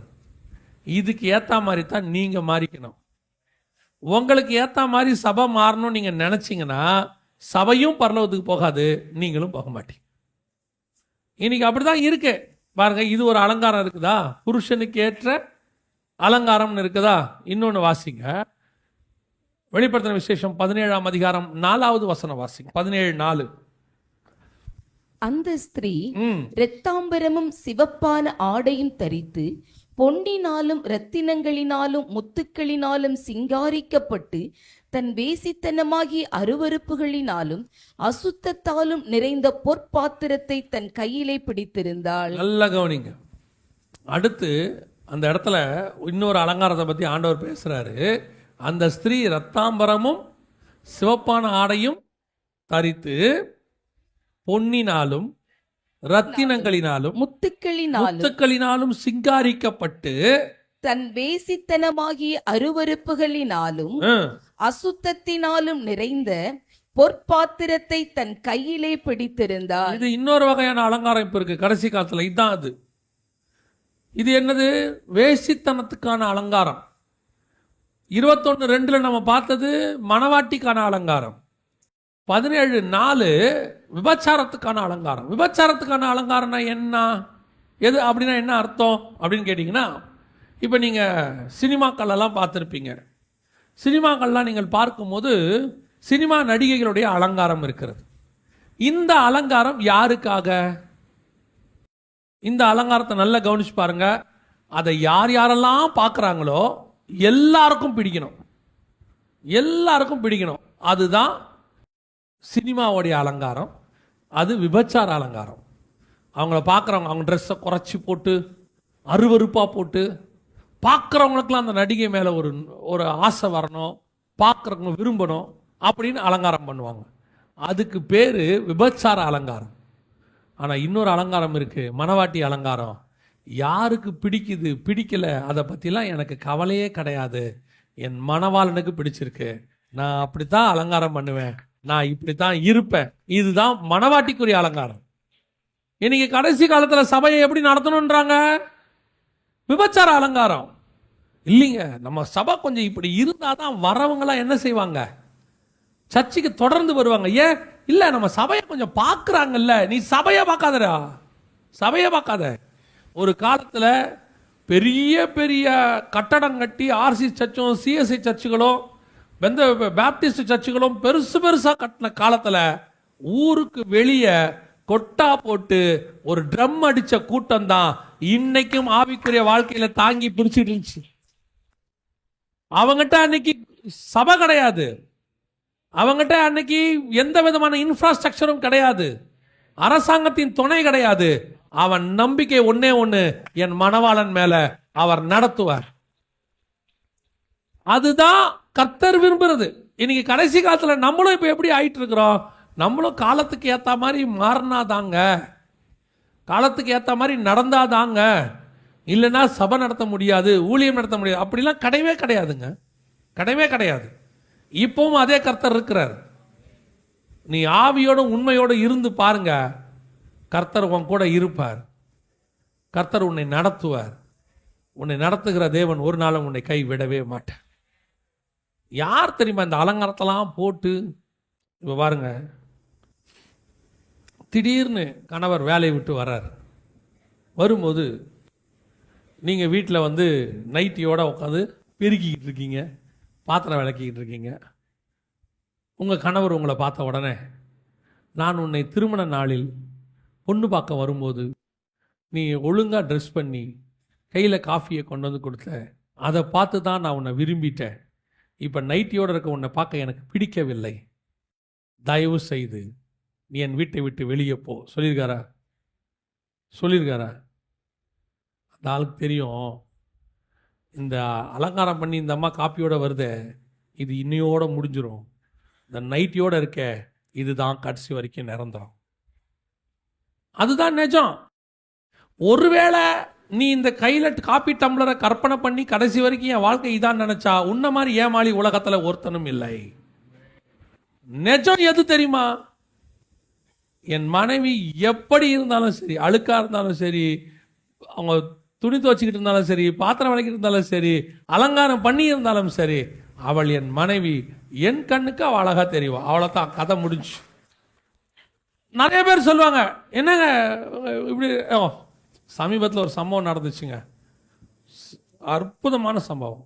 வெள்ளைக்காரனுக்கு கூட எவ்வளோ ஞானம் இருக்கு பாருங்க. ஆஸ்கார் அவார்டு கொடுத்துக்கிட்டு இருக்கிறாங்க.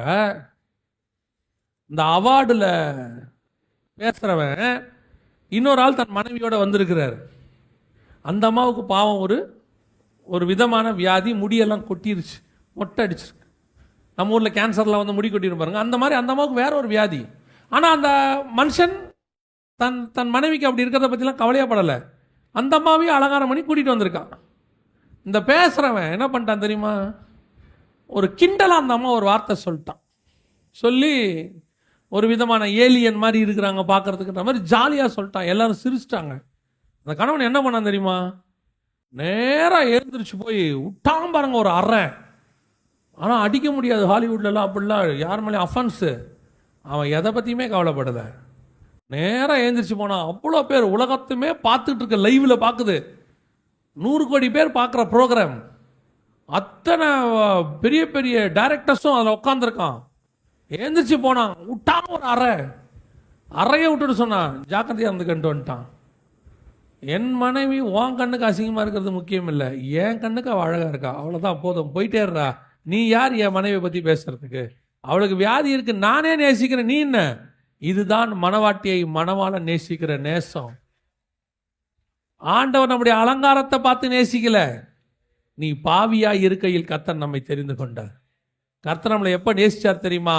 அத்தனை பேரும் கல்லை கையில் எடுத்துக்கிட்டு இவ விபச்சாரி, இன்னையோட இவளை க்ளோஸ் பண்ணி போடுங்கன்னு சொல்ற அந்த நிமிஷம் கர்த்தர் உன்னையும் என்னையும் நேசிச்சாரு. இவளுக்கு நான் இருக்கிற, இவளை நான் காப்பாத்துறேன்னு சொன்னாரு. அந்த தேவன் தான் நம்முடைய தேவன். நீ அவருக்காக தானே அலங்காரம் பண்ணணும். நீ யாருக்காக அலங்காரம் பண்ண போற? உன்னை வெறுத்தவங்களுக்கா? ஒரு காலத்தில் உன்னை ஒதுக்கி வச்சவங்களுக்கா? இப்போ கூட சரி, உங்கள்கிட்ட எதுவும் இல்லாட்டி ஒரு குரூப் உன்னை ஒதுக்கி வச்சிரும். ஆனால் எதுவுமே இல்லாத போது நம்மை நேசித்த ஒருவர் இருக்கிறார். அவருக்கு ஏற்ற மாதிரி தான் அலங்காரம் பண்ணணும். அந்த அலங்காரம் தான் மெய்யான அலங்காரம். அதுதான் மணவாளனுக்கு ஏற்ற அலங்காரம். இன்னைக்கு கடைசி காலத்தில் சபைகள் என்ன செய்ய ஆரம்பிச்சிருச்சுன்னா, மணவாளனுக்கு அலங்காரம் பண்ணாம எல்லாரையும் சாட்டிஸ்ஃபை பண்ற மாதிரி அலங்காரம் ஆரம்பிச்சிருச்சு. ஒரு யூத் மீட்டிங்கா, உடனே ஒரு கோரியோகிராஃபி, ஒரு மைம், ஒரு டான்ஸ். ஏங்க அப்படி போடணும்? என்ன காரணம்? இல்லைங்க, யூத் அதைத்தான் விரும்புகிறார். அப்படி போட்டால் தான் யூத் விரும்புவாங்க. ஒரு பாஸ்டர் ஒரு சர்ச்சில் யூத் மீட்டிங் நடத்தும் போது போடுறாரு, வருகிறவர்களுக்கு இலவச டிஷர்ட் வழங்கப்படும். எதுக்கு? ஏன் இல்லை, அப்போதான் யூத் சர்ச்சில் உட்காருவாங்க. உங்களுக்கு ஒரு உண்மையை சொல்லட்டுமா? நீ கரெக்டாக கர்த்தருடைய வசனத்தை பேசு. வாலிபன் எதனால் தன் வழியை சுத்தம் பண்ணுவான்? கர்த்தருடைய வசனத்தின்படி தன்னை காத்து கொள்ளுகிறதுனால் மட்டுமே. ஒரு ஸ்தேவான் என்கிற வாலிபன், கல்யாணமாகாத பையன், பந்தி விசாரிப்புக்கார, எழுந்திருச்சு நின்று சகல இஸ்ரவேலுக்கும் ஒரு பிரசங்கத்தை பண்ணி அவன் கல்லெறி உண்டு சாகிறான். பரலோகத்தில் பிதாவுக்கு வலது பக்கத்தில் உட்கார்ந்திருந்த இயேசு எழுந்திருச்சு நின்று அவனை வரவேற்றார்னு சொல்லுது. இது அவன் ஆடினதுனால வந்த மேன்மை அல்ல, அவனுக்குள்ள இருந்த வசன அறிவு. அதுதான் அவனை கொண்டு போய் நிக்க வைக்குது. என்ன வெளிப்பாடு தெரியுமா? அதுல அவன் பண்ண பிரசங்கம் வெளிப்பாடின் பிரசங்கம்.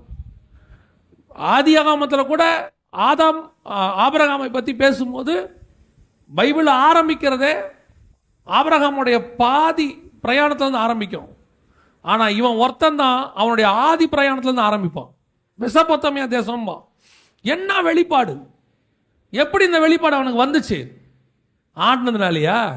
புகையை போட்டு விட்டு கலர் கலராக லைட்டை போட்டு விட்டு ஆடினதுனாலயா? ஆம்பளை பிள்ளையும் பொம்பளை பிள்ளையும் ஒன்னா டான்ஸ் ஆடினதுனாலயா? பொம்பளை பிள்ளைய தலைக்கு மேலே தூக்கி சுத்தினதுனாலயா? விசில் அடிச்சதுனாலயா? வசனத்தில் அப்போஸ்தலர் பாதத்தில் உட்கார்ந்து வசனத்திலும் அற்பம் பிகிடுதலிலும் ஒவ்வொரு நாளும் அவன் காத்திருந்து கற்றுக்கொண்டது. சபையில் உட்கார்ந்து வாலிபனுக்கு, வாலிப பிள்ளைகளுக்கு ஏற்ற மாதிரி ஆட்டம் பாட்டம். பொம்பளை பொங்கல் வந்தானா உடனே அவங்களுக்கு கோல போட்டி, கதகளி போட்டி, பரதநாட்டியம் போட்டி சபையில் வச்சிருக்கான். இவங்களுக்கு இப்படி நடத்தணும், அவங்களுக்கு அப்படி நடத்தணும். சாப்பாடு போட்டி, father's day, mother's day, birthday, marriage day, men's day, women's day, எல்லாம் நடக்கு சபையில். எல்லா குப்பையும் நடக்கு. எங்க பைபிள் ஸ்டடி? சபையில் பைபிள் ஸ்டடி எங்க? இவ்வளவும் இருக்கு, வேத பாடம் இல்லை. ஏன்டா பைபிள் ஸ்டடி இல்லை சபையில்? யாரும் வரமாட்டாங்க. இப்போ பைபிள் ஸ்டடினா யாருமே வர்றதில்லை. ஆனால் அதே நீங்கள் உமன்ஸ் டேன்னு வச்சு பாருங்க, எல்லா உமன்ஸும் வந்துடும், கூட வீட்டுக்காரையும் கூட்டிட்டு வந்துடும். ஃபாதர்ஸ் டே, மதர்ஸ் டே வைங்க, உடனே மதர்ஸ் டேவுக்கு மதர்ஸ்க்கெல்லாம் கிஃப்ட், ஃபாதர்ஸ் டேக்கு ஃபாதர்ஸ்க்கெல்லாம் கிஃப்ட்.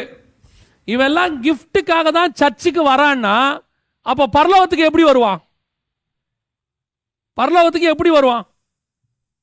உங்களுக்கு எனக்கும் ஒரே ஒரு கிஃப்ட் தான். அந்த கிஃப்ட் பிதாவாகிய தேவன் தம்முடைய ஒரே பேரான குமாரனை தந்தருளி இவ்வளவாய் உலகத்தில் அன்பு கூர்ந்தார். அவ்வளவுதான், ஒரே கிஃப்ட். நீ இயேசு கிட்ட வரும்போது கிஃப்ட் கொண்டு வரணும் இருக்கணும், ஒழிய கிஃப்ட் எதிர்பார்க்கணும் இருக்கக்கூடாது. குழந்தையா வச்சிருக்கிறாங்க, முன்னணியில் கடத்திருக்கிறாங்க, அந்த இயேசுவை பார்க்க வந்தவனே கிஃப்டை கொண்டு வந்து கொடுத்துட்டு பார்த்துட்டு போனான். இன்னைக்கு சபை எப்படி ஆயிடுச்சு? எப்படியாவது சபை நடத்தணும். இன்னைக்கு ரிலையன்ஸ் காரனும் அம்பானியும் அதானியும் ஜனங்களுக்கு கிஃப்ட் கொடுத்து தான் பொருளை விற்கிற மாதிரி, ஆன்லைனில் அமேசானில் ஆன்லைனில் கிஃப்ட் கொடுத்து பொருள் விற்கிற மாதிரி 20% ஆஃபர், 30% ஆஃபர். அதே மாதிரி சபையை நடத்துகிற ஒரு கூட்டம், அதே மாதிரி காத்திருக்கிற ஒரு விசுவாசி. நீ யாருக்கேற்ற அலங்காரம் இன்னைக்கு சபை? இன்னைக்கு உனக்காக ஜீவனை கொடுத்த ஒருத்தர் இருக்கிறாரு, அவருக்காக மட்டும்தான் நீ அலங்காரம் பண்ணணும். உன் அலங்காரம் பரிசுத்த அலங்காரமா இருக்கணும். கர்த்தருக்கு முன்பாக உண்மையும் உத்தமும் உள்ள அலங்காரமா இருக்கணும். மற்றவங்களுக்கான அலங்காரம் இல்லை, மற்றவங்க விரும்ப வேண்டிய அவசியமும் இல்லை. எனக்கு உள்ளே ஒரு அலங்காரம் இருக்கிறது. அந்த அலங்காரத்தை ரசிக்கிறவர் ஒருவர் இருக்கிறார். அவர் அதை வரவேற்பார், அவரை ஆசீர்வதிப்பார். இந்த உள்ளான அலங்காரம், பரிசுத்த அலங்காரம் வந்துட்டா வெளியான அலங்காரமும் கர்த்தர் விரும்புகிறபடி மாறிடும். இன்னைக்கு இன்னொரு குரூப் இருக்கு. இந்த குரூப் எப்படி தெரியுமா? வெளியே மாறு, வெளியே மாறு, வெளியே மாத்து. என்ன மாத்து? நகையை கழட்டு, ஒயிட் அண்ட் ஒயிட் போடு, இப்படி பண்ணு, செருப்பு போடாது, இந்த மாதிரி பண்ணு. இப்பவும் சொல்றேன், வெளியவும் ஃபோர்ஸ் பண்ணி மாத்தாதீங்க. அவன் வெளியே மாறிட்டான், உள்ள மாறவே இல்லை. இந்த நகையை கழட்டுறது, ஒயிட் அண்ட் ஒயிட் போறதெல்லாம் ஏன் வந்ததுன்னா, நான் உலகத்தை வெறுத்துட்டேன், அது மேல எனக்கு என்ன இல்லை, ஆசை இல்லை, அதனால எனக்கு அது தேவையில்லை, எனக்கு இதுவே போதும் அப்படின்னு தான் வந்துச்சு. அதனால என்ன பண்ணிட்டாங்கன்னா, எல்லாத்தையும் கொண்டு போய் அப்போஸ்தலர் பாதத்தில் வச்சுட்டு, இதுக்கு மேல எனக்கு இது வேண்டாம். இப்ப இருக்கிறவன் எப்படி இருக்கான் தெரியுமா? எல்லாத்தையும் கழட்டி கொண்டு போய் லாக்கர்ல வச்சுக்கிறான் வீட்டில். இப்போ நான் குடிகாரனா இருந்து குடியை விட்டுட்டேன். அப்போ என் வீட்டில் என்ன இருக்காது? மதுபானம் இருக்காது, சாராயம் இருக்காது. நான் சிகரெட் பிடிக்கிறேன், நான் இருந்தேன். இப்போ என் பாக்கெட்டில் என்ன இருக்காது? சிகரெட் இருக்காது. நான் நகை போடுறதை விட்டுட்டேன். அப்போ என் வீட்டில் என்ன இருக்கக்கூடாது? அது எப்படி? அதான் உங்க லாக்கர் உள்ள இருக்குதே. அப்ப நீ அதை விடல, ஒளிச்சு வச்சிட்ட. புரியுதுங்களா உங்களுக்கு? பழமைகள் எல்லாம் ஒளித்து கொண்டன, ஒழிந்து போயின, ஒளித்து கொண்டன. அப்பப்போ எல்லாரும் வேலைக்கு போன பிறகு திறந்து பார்த்து, இந்த பச்சைக்கல் இருக்க, ஒரு காலத்தில் எங்கள் அம்மா எனக்கு போட்டது, இதை போட்டால் எனக்கு எவ்வளோ அழகாக இருக்கும் தெரியுமா? நான் அதெல்லாம் வெறுத்துட்டேன். கண்ணாடிக்கு முன்னாடி இப்படி வச்சு பார்த்துட்டு, சோத்திரம் ஆண்டவரே, பிரைஸ் தி லார்ட், தூக்கி போட்டுரு, அதான் வெறுத்துட்டோமே, அப்புறம் எதுக்கு அது? ஏன் இவங்க வெறுத்தாங்க தெரியுமா? சர்ச்சில் ஃபோர்ஸ் போட்டால் உனக்கு ஞானஸ்தானம் கிடையாது, போட்டால் உனக்கு கம்யூனியன் கிடைக்காது, போட்டால் உன்னை தப்பாக பேசுவாங்க, பாஸ்டர் மனைவி நீ கண்டிப்பாக போடக்கூடாது, பாஸ்டர் மக நீ போட்டுக்கலாம். இப்போ ஒரு டினாமினேஷனில் அப்படி ஒரு அறிவுபூர்வமான பரலோகத்தினுடைய திட்டம் ஒன்று உருவாக்கப்பட்டிருக்கு. பாஸ்டர் மனைவி நகை போடக்கூடாது, ஏன்னா அது பாவம். பாஸ்டர் மக போட்டுக்கலாம், ஏன்னா அது பரிசுத்தம். உங்களுக்கு தெரியுமா? அப்படி புதுசாக வந்திருக்கு. இன்னும் என்னென்னத்தை கொண்டு வருவாங்கன்னே தெரியல. ஏசுநாதர் சீக்கிரம் வந்துட்டா நமக்கு நல்லது. இல்லைன்னா நம்மளே இப்போ கூடுமானால் தெரிந்து கொள்ளப்பட்டவர்களையும் வஞ்சிக்கிற காலம் மாதிரி ஒரு பக்கம் நகையை போட்டுட்டு ஒரு பக்கம் போடாமல் வருவான். கேட்டால் சொல்லுவான், இது உனக்கு, இது எனக்கு. லூசு பயலும். இன்னைக்கு கடைசி காலத்தில் சபையை நாசம் பண்ற ஒரு கூட்டம். நான் என்ன சொல்றேன், அவன் கழட்டானா கர்த்தர் சொல்லட்டும், கழட்டட்டும். அவன் கழட்டுறவன் கர்த்தர் சொல்லி கழட்டினா உள்ளேயும் கழட்டுவான், உள்ளேயும் கழட்டிடுவான். ஆசையே வராது, அது மேல எண்ணமே வராது. நீ ஃபோர்ஸ் பண்ணி இந்த பக்கம் இப்படி ஒன்று இப்படி போகுது, சும்மா நடிகைகளை மாதிரி அலங்காரம் போட்டு சபைக்கு வருது பாருங்க. ஒரு வயலும் ஆராதிக்கிறதே இல்லை, ஒரு அம்மாவும் ஆராதிக்கிறது இல்லை. அந்த அம்மா போட்டு வர புடவையை பார்த்து இப்படி கையை உயர்த்தி கேட்குது, எங்கே எடுத்தீங்க? நல்லா இருக்குது, சோத்திரம், பிரைஸ் தி லார்ட், ஹல்லேலூயா. இது மாதிரி தான் நானும் தேடி பார்த்தேன், கிடைக்கல. எங்கே போத்தீசா? சோத்திரம், சோத்திரம், சோத்திரம். ஜெயச்சந்திரன் கூட இல்லையே சோத்திரம். இவர் இது விவரம் புரியாமல் இவர் இங்கேருந்து ஆவியே ஊற்றும், ஆவியே எப்படி ஊற்றும்? ஊத்தாது, ஊத்தவே ஊத்தாது. ஒன்று இப்படி வருது, இல்லையா இப்படி வருது. என்ன நகை கழட்டிடுங்க, உலகத்தை வெறுத்து கர்த்தருக்காக பாடுகளை சந்திக்கும்படி. நகை எங்க வீட்டில் காணிக்கை பெட்டி தான் இருக்கு. மாய்மாலம். அலங்காரம் கர்த்தருக்கேற்ற அலங்காரம். ஒன்று உள்ள இல்லைன்னா வெளியும் இல்லை, ஒன்று வெளியே இல்லைன்னா உள்ளேயும் இல்லை. அவ்வளோதான். இங்கே சபை அடுத்தவனுக்காக நடத்தப்படவில்லை, சபை உங்களுக்காக நடத்தப்படவில்லை, சபை கர்த்தருக்காக நடத்தப்படுகிறது. அது அவர் சொன்னாருந்தா ஊழியத்துக்கே நாங்க வந்தோம். நீங்க யாரும் எங்களை கூப்பிடல. அதாவது யாக்கோபாவது சொன்னா, நான் கோலும் கையுமா யோர்தானை கடந்தேன்னு. இங்க இருக்கிற ஊழியக்காரங்களில் 90% வெறும் கையுமா தான் யோர்தானை கடந்து வந்தாங்க. கோல் கூட கிடையாது. இந்த பைபிள் பட்டயம் தான். அப்பாவுடைய அந்த சாட்சியை என் லைஃப்பில் மறக்க மாட்டேன். அவர் ஒரு கூட்டத்தை முடித்த பிறகு போன தடவை வந்தபோது கூப்பிட்டாரு, இங்கே வாங்க அப்படின்னாரு. கூப்பிட்டு உட்கார வச்சு இப்படி தோளில் கை போட்டு சொன்னார், ரொம்ப நல்லா பேசுனீங்கன்ட்டு. அவர் அந்த கடற்கரை மணலில் அம்மாவோட நடந்து போன சாட்சியை சொன்னார். லைஃப்பில் மறக்க மாட்டோம், லைஃப்பில் மறக்கவும் முடியாது, கூடாது. அதுக்கு பேர் தான் ஜீவனுள்ள சாட்சி. அப்படியெல்லாம் அவங்க உலகத்தை வெறுத்து கர்த்தருக்கேற்ற அலங்காரம் பண்ணி தான் சபையை வளர்த்தாங்க. ஒரு நாளும் சபை மனுஷனுக்காக நடத்தப்படவே இல்லை. நான் இன்னும் மனுஷனை பிரியப்படுத்துகிறவனா இருந்தால் நான் தேவனுடைய ஊழியக்காரன் அல்ல. பவுல் தெளிவா எழுதிட்டாரு. விசுவாசிகளுக்கு சொல்றேன், உங்களுக்கு ஏற்ற மாதிரி சபை நடக்கக்கூடாது. நீங்களே கேட்கணும், ஆண்டவரை எங்கிட்ட நீங்க பேசுங்க, உங்களுக்கு ஏற்ற மாதிரி என்ன மாத்துங்க. கடைசியாக நான் ஒரு விஷயத்தை சொல்லி, சயின்டிஃபிக்கலாக ஒரு விஷயம் நடந்துச்சு, அதை நான் சொல்லிட்டு முடிக்கிறேன். சமீபத்தில் ஒரு இவரோட பேசிகிட்டு இருந்தோம், ஒரு மிக முக்கியமான ஒரு ஆளோட பேசிகிட்டு இருந்தோம், சயின்ஸ் சம்மந்தமாக பேசிகிட்டு இருக்கும்போது அவர் ஒரு உண்மையை சொன்னார். ப்ரூஃப் பண்ணியிருக்கிறாங்க. ப்ரூஃப் பண்ணது யாருன்னா, நம்ம அமெரிக்காவில் பில்லிகிரகம் ஐயா இருந்தார் இல்லைங்களா, எவாஞ்சலிஸ்ட். அவரும் அவர் மனைவியும் சேர்ந்து தான் அந்த ரிசர்ச்சில் ப்ரூஃப் பண்ணாங்க. இப்போ பில்லிகிரகம் ஐயா இறந்துட்டார். 50 வருஷமாக ரிசர்ச் பண்ணாங்களா ரெண்டு பேரும். எத்தனை வருஷம்? 50 வருஷமா. என்ன ரிசர்ச் தெரியுமா? அவங்க சபையில் அவங்களுக்கு தெரிஞ்ச ஒரு 300 பேரோ 500 பேரையோ செலக்ட் பண்ணி அவங்கள 25 வருஷமாக வாட்ச் பண்ணியிருக்கிறாங்க. யாருன்னா, மனம் ஒத்த அந்த கணவனும் மனைவியும் ரொம்ப அன்பாக இருக்காங்க பாருங்க, அந்த மாதிரி ஆட்களை மட்டும் செலக்ட் பண்ணி ஒரு 25 வருஷம் அவங்கள வாட்ச் பண்ணியிருக்கிறாங்க, அவங்கள பார்த்துருக்குறாங்க. கல்யாணத்தப்ப அவங்க 2 பேருடைய ஃபோட்டோ இருக்கு இல்லையா, அதை ஒரு காப்பி வாங்கிட்டாங்க. 25 வருஷம் கழிச்சு, 30 வருஷம் கழிச்சு அவங்க 2 பேருடைய ஃபோட்டோவையும் வாங்கியிருக்காங்க. அந்த டெய்லி கணவனும் மனைவியும் பார்த்து பேசி சந்தோஷமா வாழ்க்கையை நடத்தின அந்த கணவனுடைய 25வது வருஷம் கணவன் மனைவியை எடுத்து பார்த்தபோது ஃபோட்டோ எப்படி இருந்துச்சு தெரியுமா? இந்த ஃபோட்டோவில் 2 பேருடைய முகமும் எப்படி கல்யாணம் பண்ணும்போது அப்படி இருந்துச்சு. 25 வருஷம் கழிச்சு இவங்க 2 பேர் முகமும் ஒருத்தருக்கு ஏற்ற மாதிரி ஒருத்தர் முகம் மாறி இருந்துச்சு. இவங்க 2 பேரும் பார்க்கறதுக்கு அண்ணன் தங்கச்சி மாதிரி இருக்கிறாங்களாம். இது சயின்டிஃபிக்கலி ப்ரூவ்டு. ஒன்று இவர் சாயல் இந்த அம்மாவுக்கு வந்திருக்கு, இல்லை இந்த அம்மாவுடைய சாயல் இவருக்கு வந்திருக்கு. இந்த 2 பேருடைய முகமும் ஏறக்குறைய ஒரு குடும்பத்து முகம் மாறி மாறி இருக்குது. அவங்க என்ன சொல்றாங்கன்னா, இது உலக பிரகாரமா நிரூபிக்கப்பட்டதான உண்மை. ஒருத்தன் 25 வருஷம் குறைஞ்சபட்சம் கிறிஸ்துவை டெய்லி பார்க்கிறவனா இருந்தால் அவன் முகம் கிறிஸ்துவின் சாயலாக மாறி இருக்கும்னு சொல்றாங்க. எவ்வளவு பெரிய ஆசீர்வாதம் பாருங்க.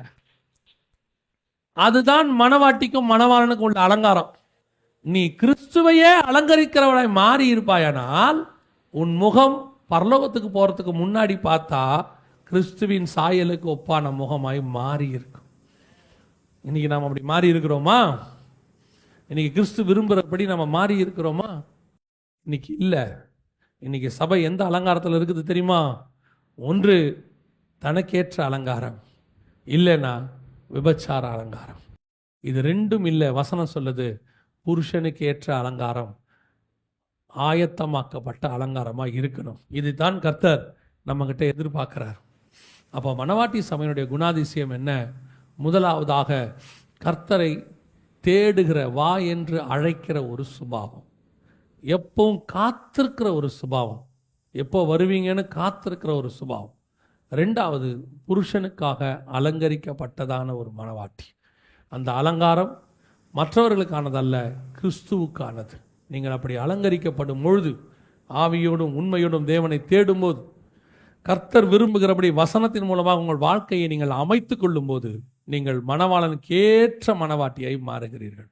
அப்படி மாறும்போது கிறிஸ்து தன்னோடு கூட உங்களை கொண்டு போய் உட்கார வைத்துக் கொள்வார். அல்லேலூயா. நாம ஜெபம் பண்ண போகிறோம்.